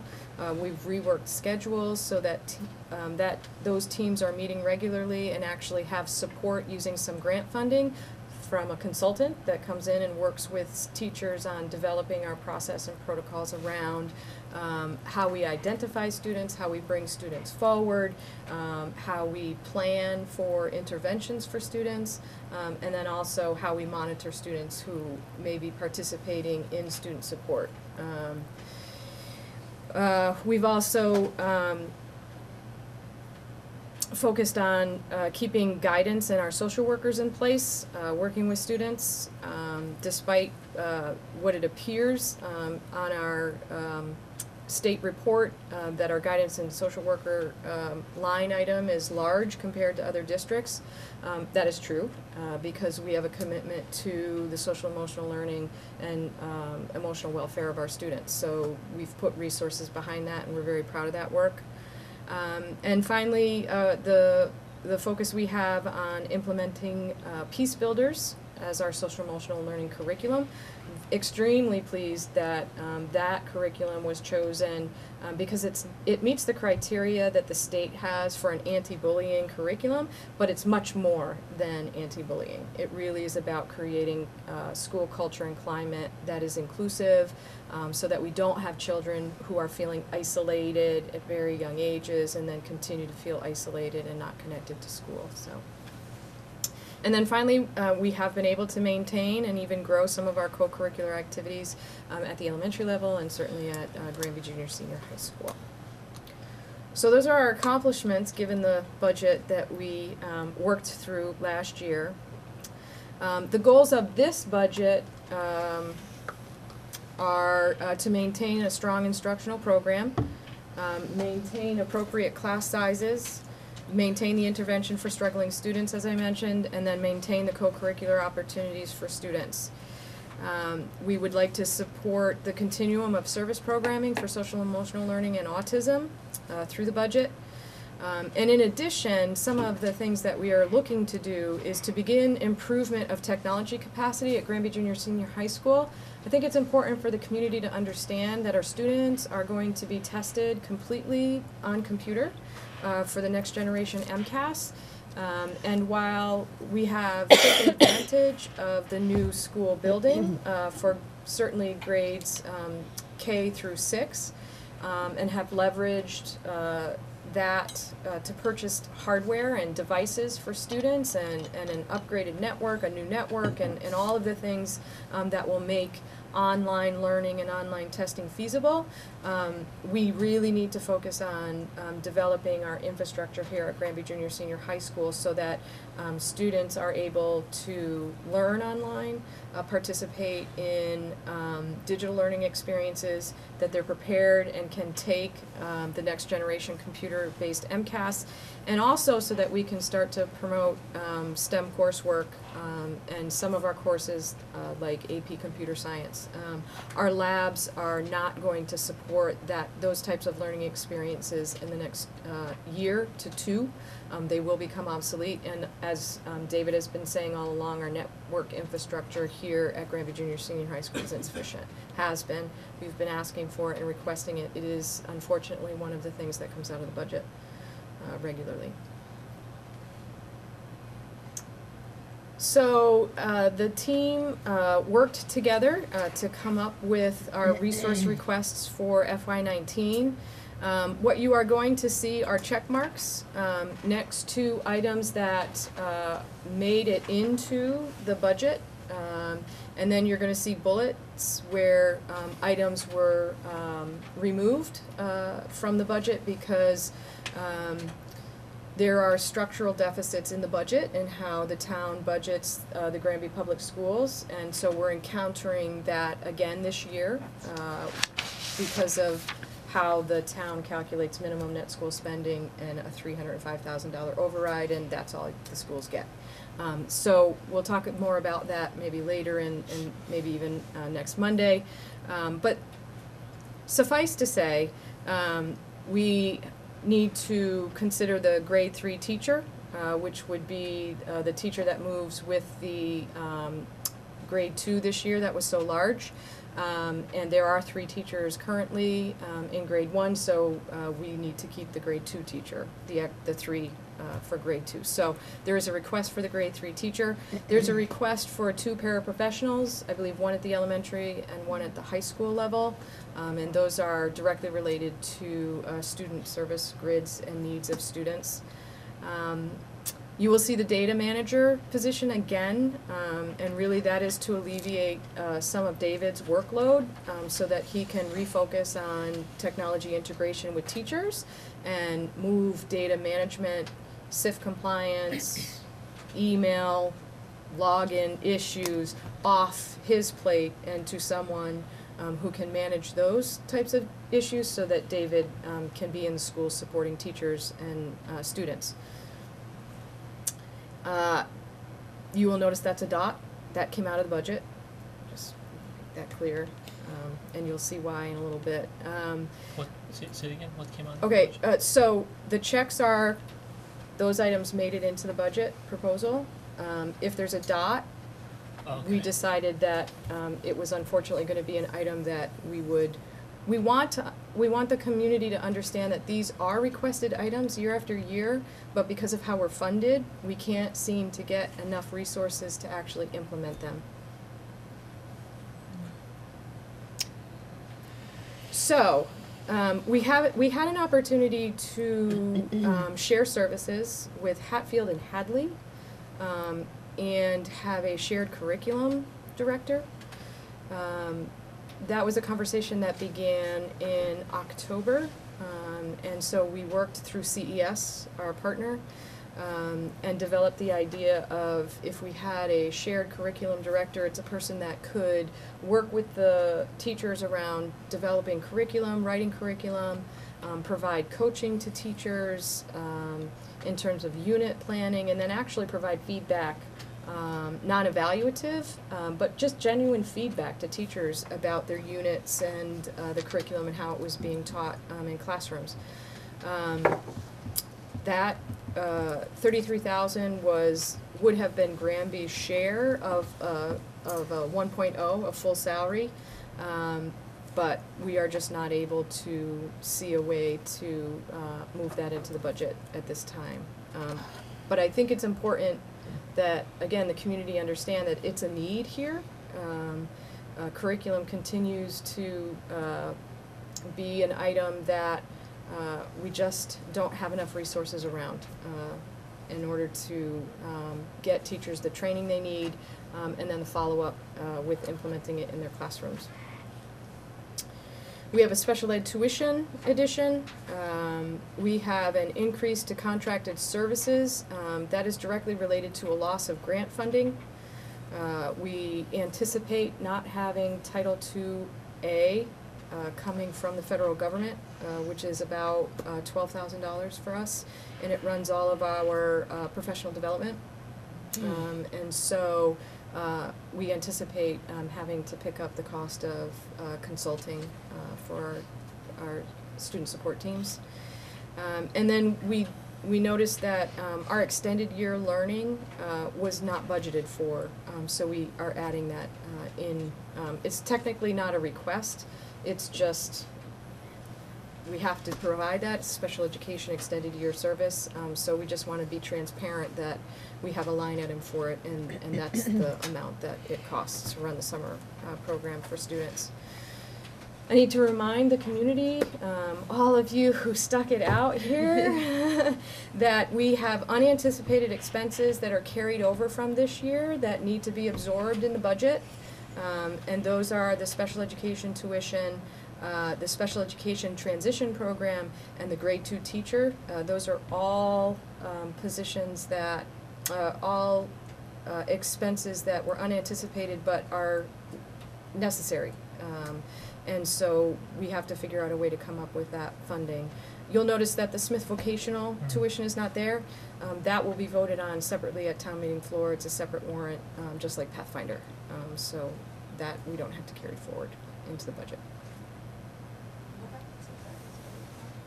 They can't. It's a legal requirement, so. Well, they did. They did because it was in our budget, but next time it'll come out and be on a warrant, on a special warrant with the vocational tuition warrants. Well, that doesn't mean that they won't vote it down again. Yeah, I mean, if they did, I don't know why they would vote down why they would vote down Smith and not Pathfinder. So they have a legal requirement if the student is enrolled in vocation in a program that our partner doesn't provide, we have to send them. So. Yeah. Well, we understand that. Right. Yet I you got don't know. voted down. They can't. I don't know what to. I actually, so I I really need to have the conversation with Chris about the Smith vote really isn't an unanticipated expense of the school department. It's really an unanticipated expense for the town, because the town pays for the vocational tuition of the students in a separate budget. So, Well, I don't think that was clearly communicated the night Right. of that town meeting, though. Right. I think it was assumed that it was Right. a school, mhm. because it was on a Yeah. school article. It was a school So article. I have to work with Chris and do a better job of explaining where that Sure. How does responsibility lies. Circuit Breaker work with all these special ed tuition? So does this, for instance, if, what is it, 4 times the state average So from I'll let foundation? Carol speak, because she's been here all night. Hi. Hello. Hi. Good. So, the Department of Ed determines a threshold. And it's a certain figure.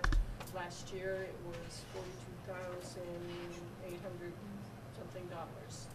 So, any tuition that exceeds that, we got 75% of the difference.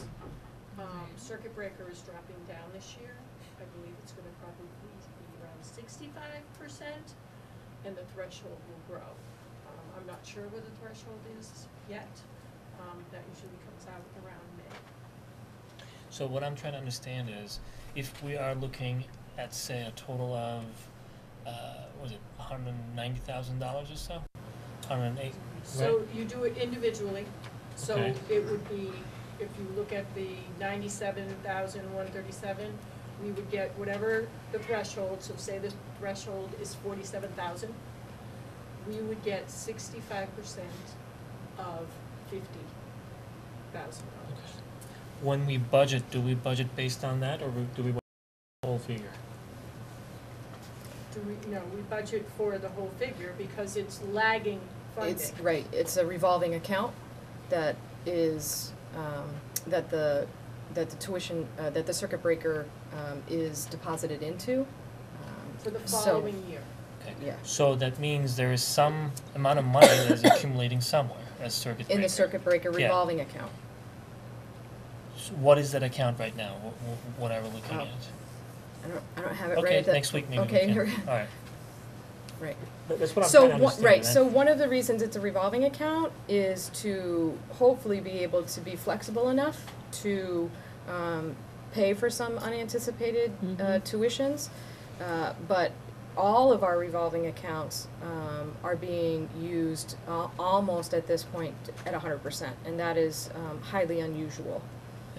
And the revolving fund makes all the sense, especially in light of the conversations that we've been having, the fluctuations and all that. Mhm. I'm just trying to educate myself so I can speak to it, because that's one of the questions that Right. is popping up. Right. We will need, one way or another, at one point, discuss any one of these line items that fluctuate.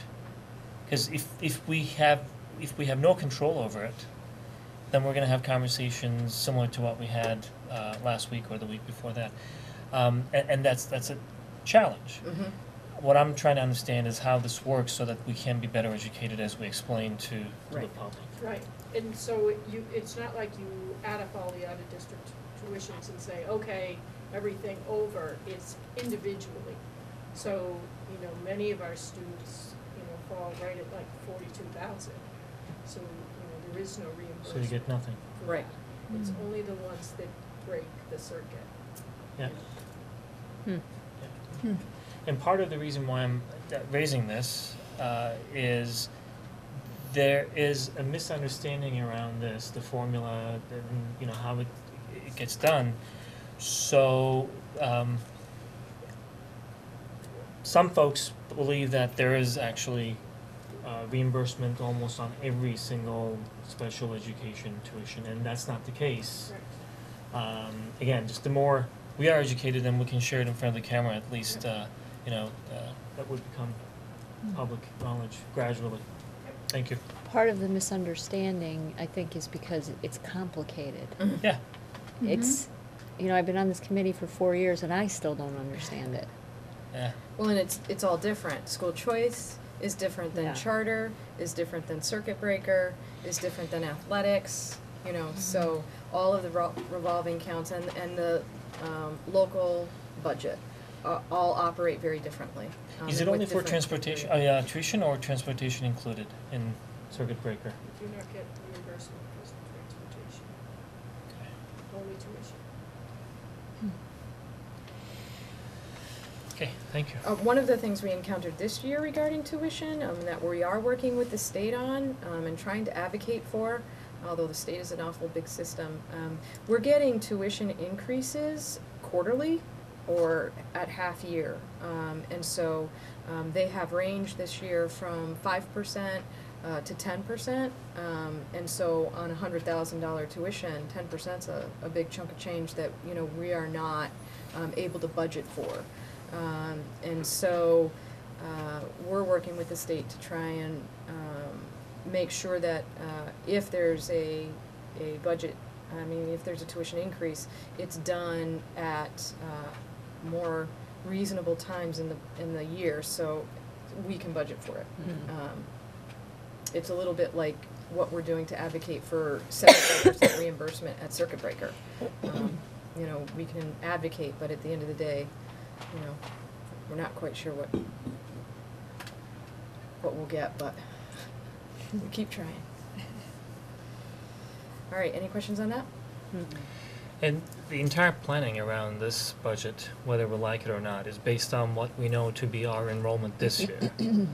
And I'm saying this one because, for instance, for the grade 2 teacher, that was for 8 students. And 8 new students who are residents, they pay more than whatever the cost of that position is. But that, first of all, that money gets spread around, and we will get state funding for what we know to be the enrollment this year.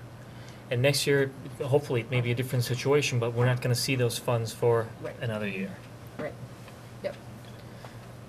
And as you know, enrollment has been declining, although it's stabilizing, but we won't see the result of that stabilizing for a year.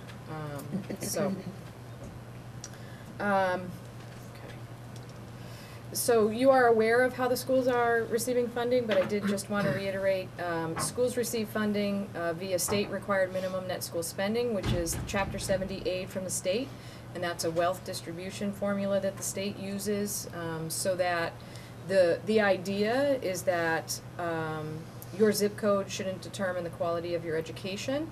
However, what we know is that that is no longer the case because the formula doesn't account for special education cost. It doesn't account for increases in school department budgets like insurance that have nothing to do with really educating our students in terms of resources for that.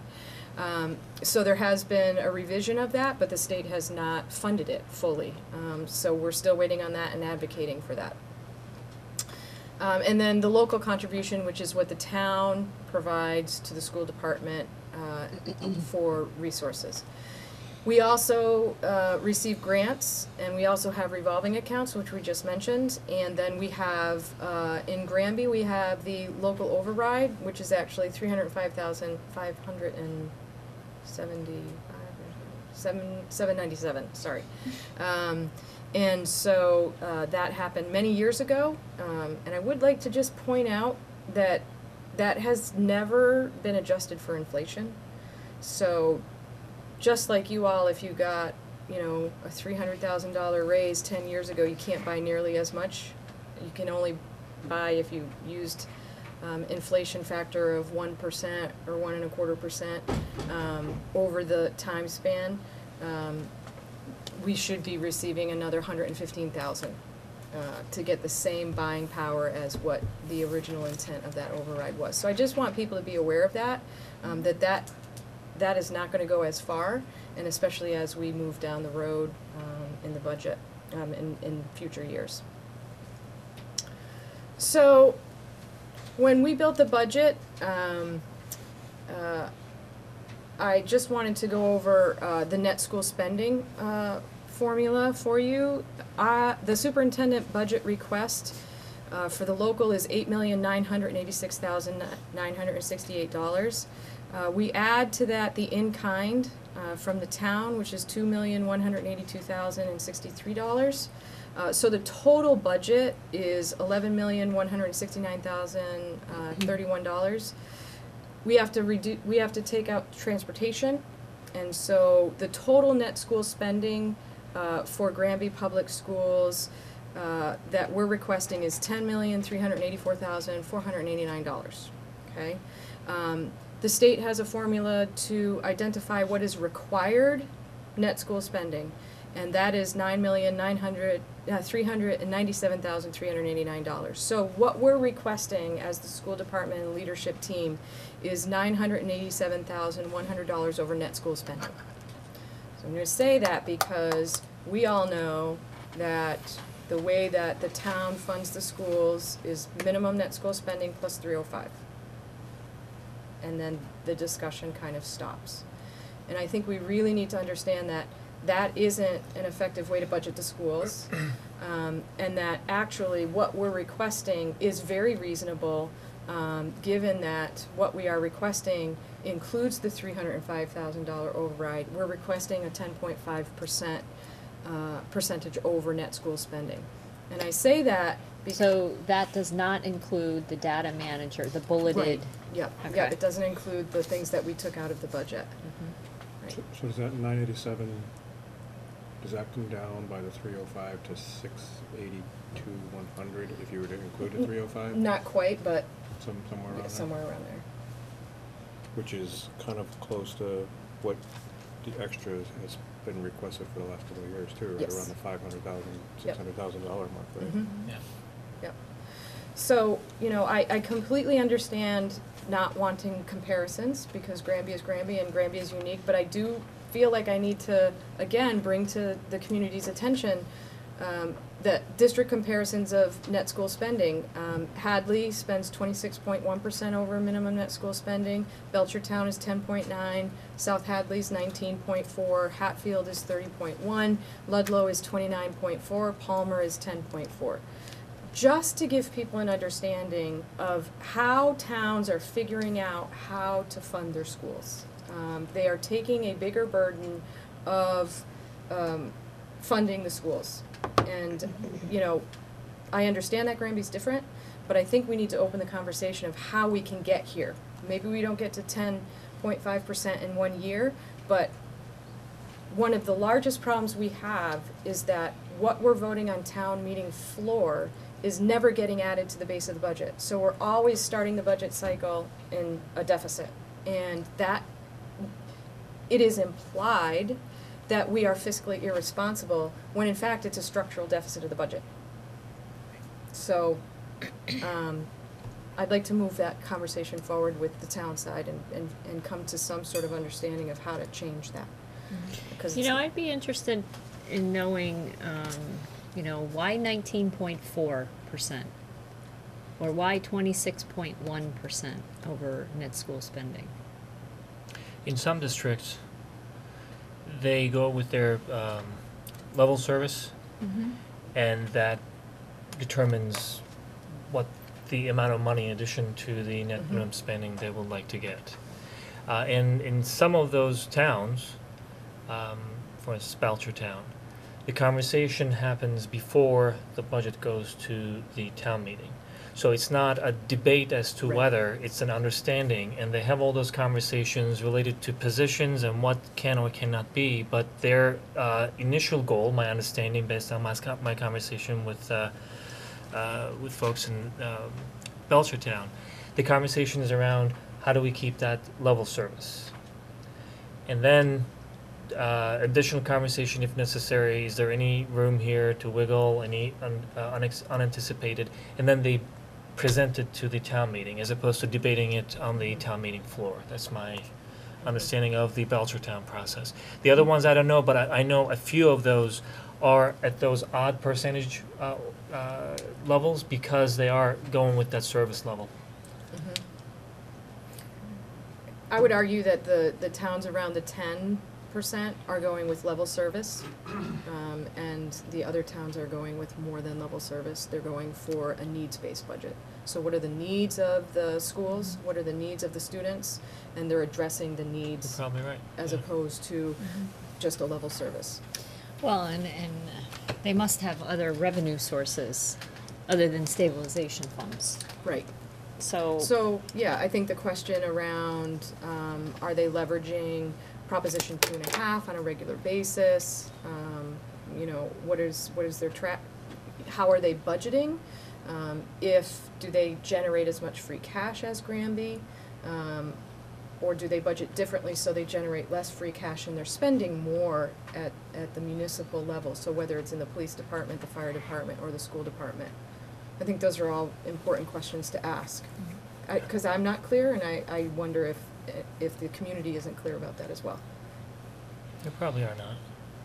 And I'm saying this with all honesty. It's not, as Deanne said, none of these things are easy to understand to begin Right. with. And number two, there is a lot of side conversation that is confusing or, purposefully confusing.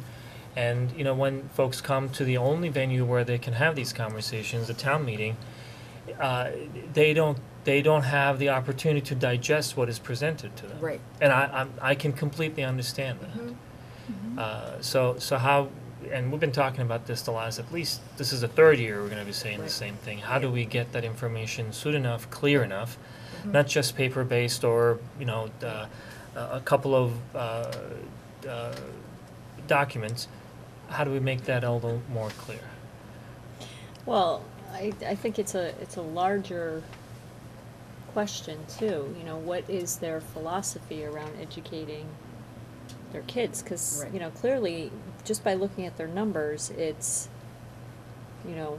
if it's needs-based or level service, that's a different philosophical argument than what we use in this town. Yeah. But look at Hatfield. They don't have business. They're tiny like us. They only have an elementary school too, right? Their high school is done through Smith, right?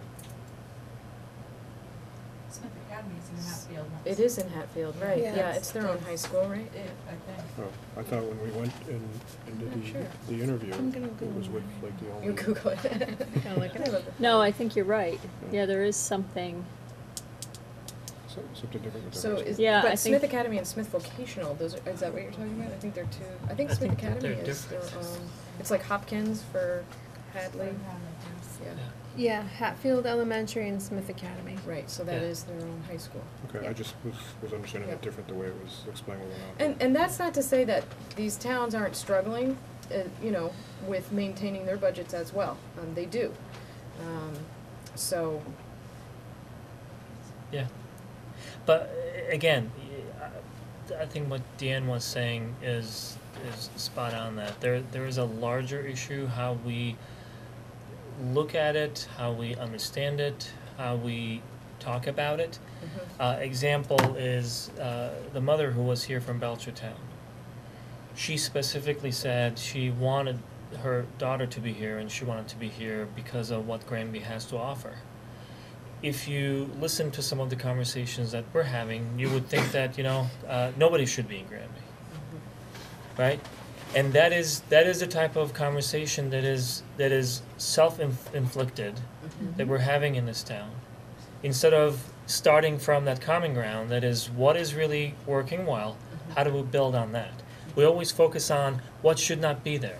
And what should not be there from a financial perspective is limited to net school spending plus 305. And that type of budgeting, I don't know that it exists anywhere. it doesn't, sorry, it does not. Well, again, I think those are clear distinctions in philosophy about how we educate our kids. When Right. you speak to certain members of the community and you have the same conversation with other members, it's just such opposing views Right. about how to finance the education in this town. Right. Yeah. Yep. And that, we haven't been able to we haven't been able to find common ground. Right. No. And part of it actually is lack of knowledge on the part of those who are doing the financing as well. Because now it's become more clear to me that the impression is there must be a level where state funding, if we had the numbers, the enrollment numbers and this and that, state funding would be sufficient to provide for everything that we need from a service Yeah. perspective or need perspective. Right. Right. And that is leading to all these conversations around enrollment, around numbers, around school choice, when we should be focusing on ourselves and what we are offering, why we are really a good school district. And then, you give it some time. And it's always knee-jerk reaction when it comes to reacting to the numbers, and it's always almost always a knee-jerk reaction when it comes to giving it time to gel a little bit. I mean, things that you shared here. I know for a fact that, based on your our conversations with you and your input, that there are some towns that are looking up to our autism program. There are towns that are looking to our social emotional learning program. We only started those social emotional. We started 3 years ago? Not even? Yeah. Yeah. So it is coming together because the right focus is put on that. The emphasis is put on that. We explain why it's important, and it is going in the right direction. So we have to be patient to see the fruits of all these investments that we're making, either financially or educationally. But we're not really patient enough to really to see that. We want everything to happen now. Right. And that's not the way it works.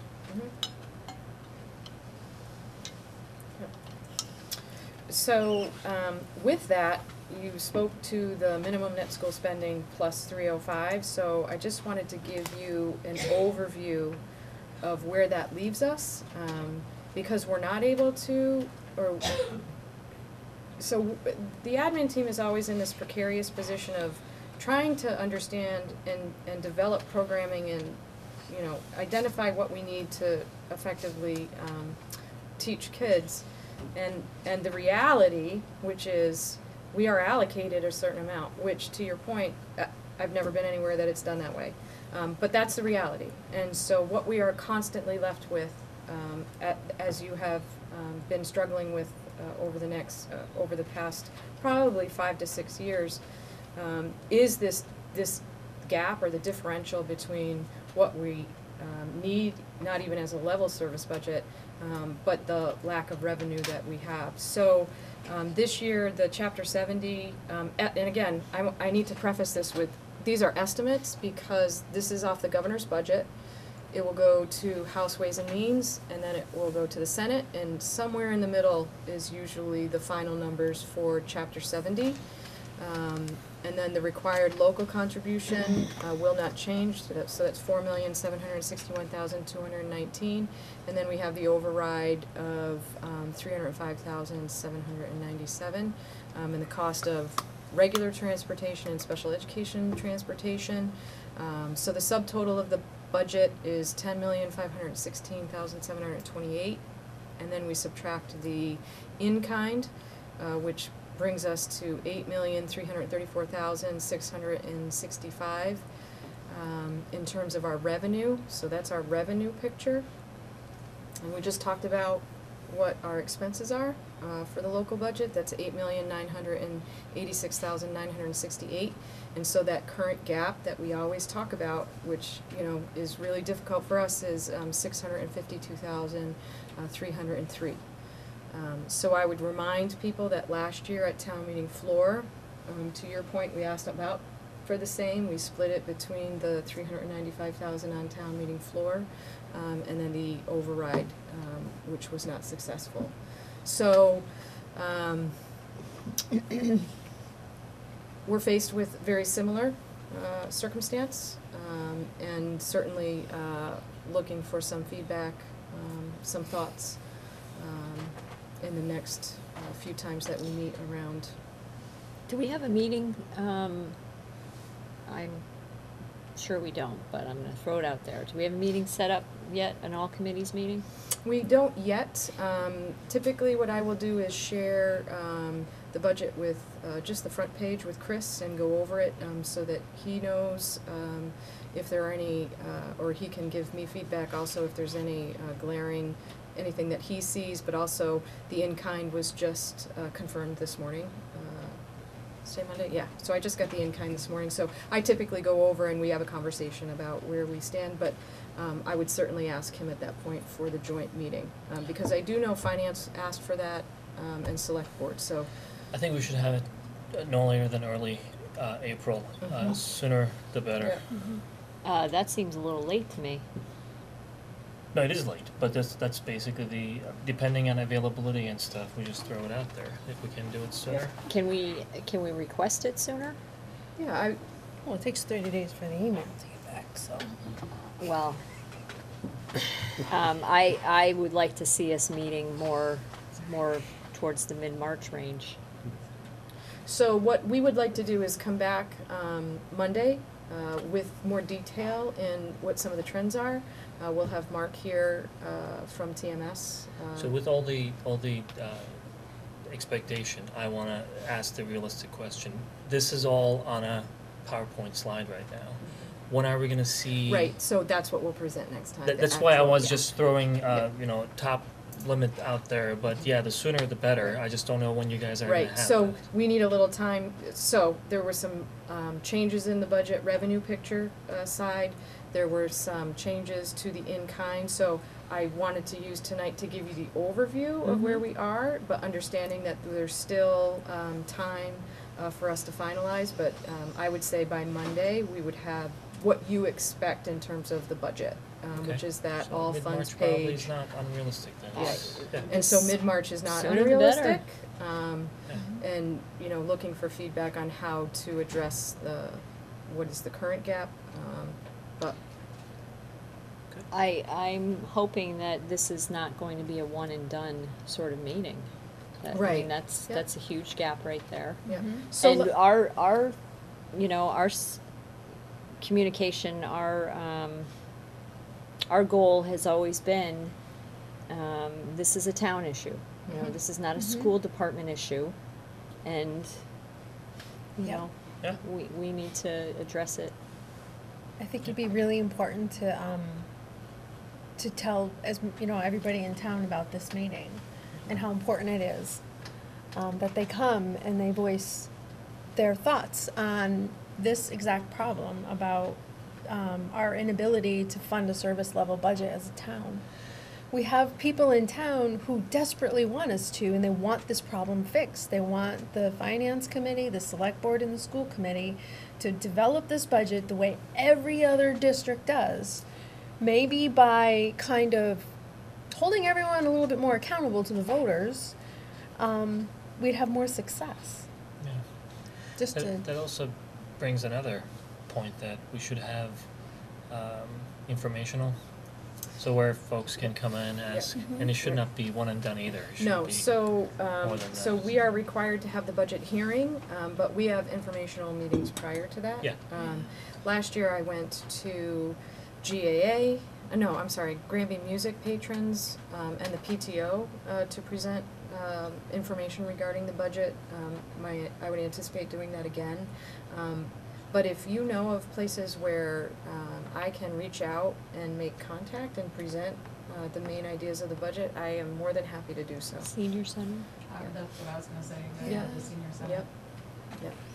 So you're saying get a blast out and have everybody show up at the all committees meeting Well, town it's, wants it's it. an open meeting I anyway, mean, I'm right? just It's saying. on camera. I think it'd Yeah. be great. My guess is Yeah, that I like the it. opportunity to ask questions or many Yeah. questions will be limited at that joint meeting. I definitely think so. But it is a good place for everyone to be, Yeah. because not everyone can watch it and learn about Yeah, it. maybe At we least can they hold be, it in a different location. Yeah, maybe? I agree. They can And be make exposed it to the into a- conversation there. that. Entice of juice and pie. Yeah. The Connect Ed blurb, if you can make it a few days in advance rather than the day before. I think we ran into some issues with people. Well, this is what Dr. Houle did, you know, when she had that PowerPoint and the select board was there, Yeah. the finance committee was there, the school committee was there, and it was an open meeting, and there were I guess- dozens of so folks from the community. Last year we did that, and if you recall, we presented to the finance and select board, and then I think afterwards we stayed and we answered quite a few of their finance board's questions about, Right. you know, our programming, so that we had cost avoidance in place, and you know, it was a very good conversation.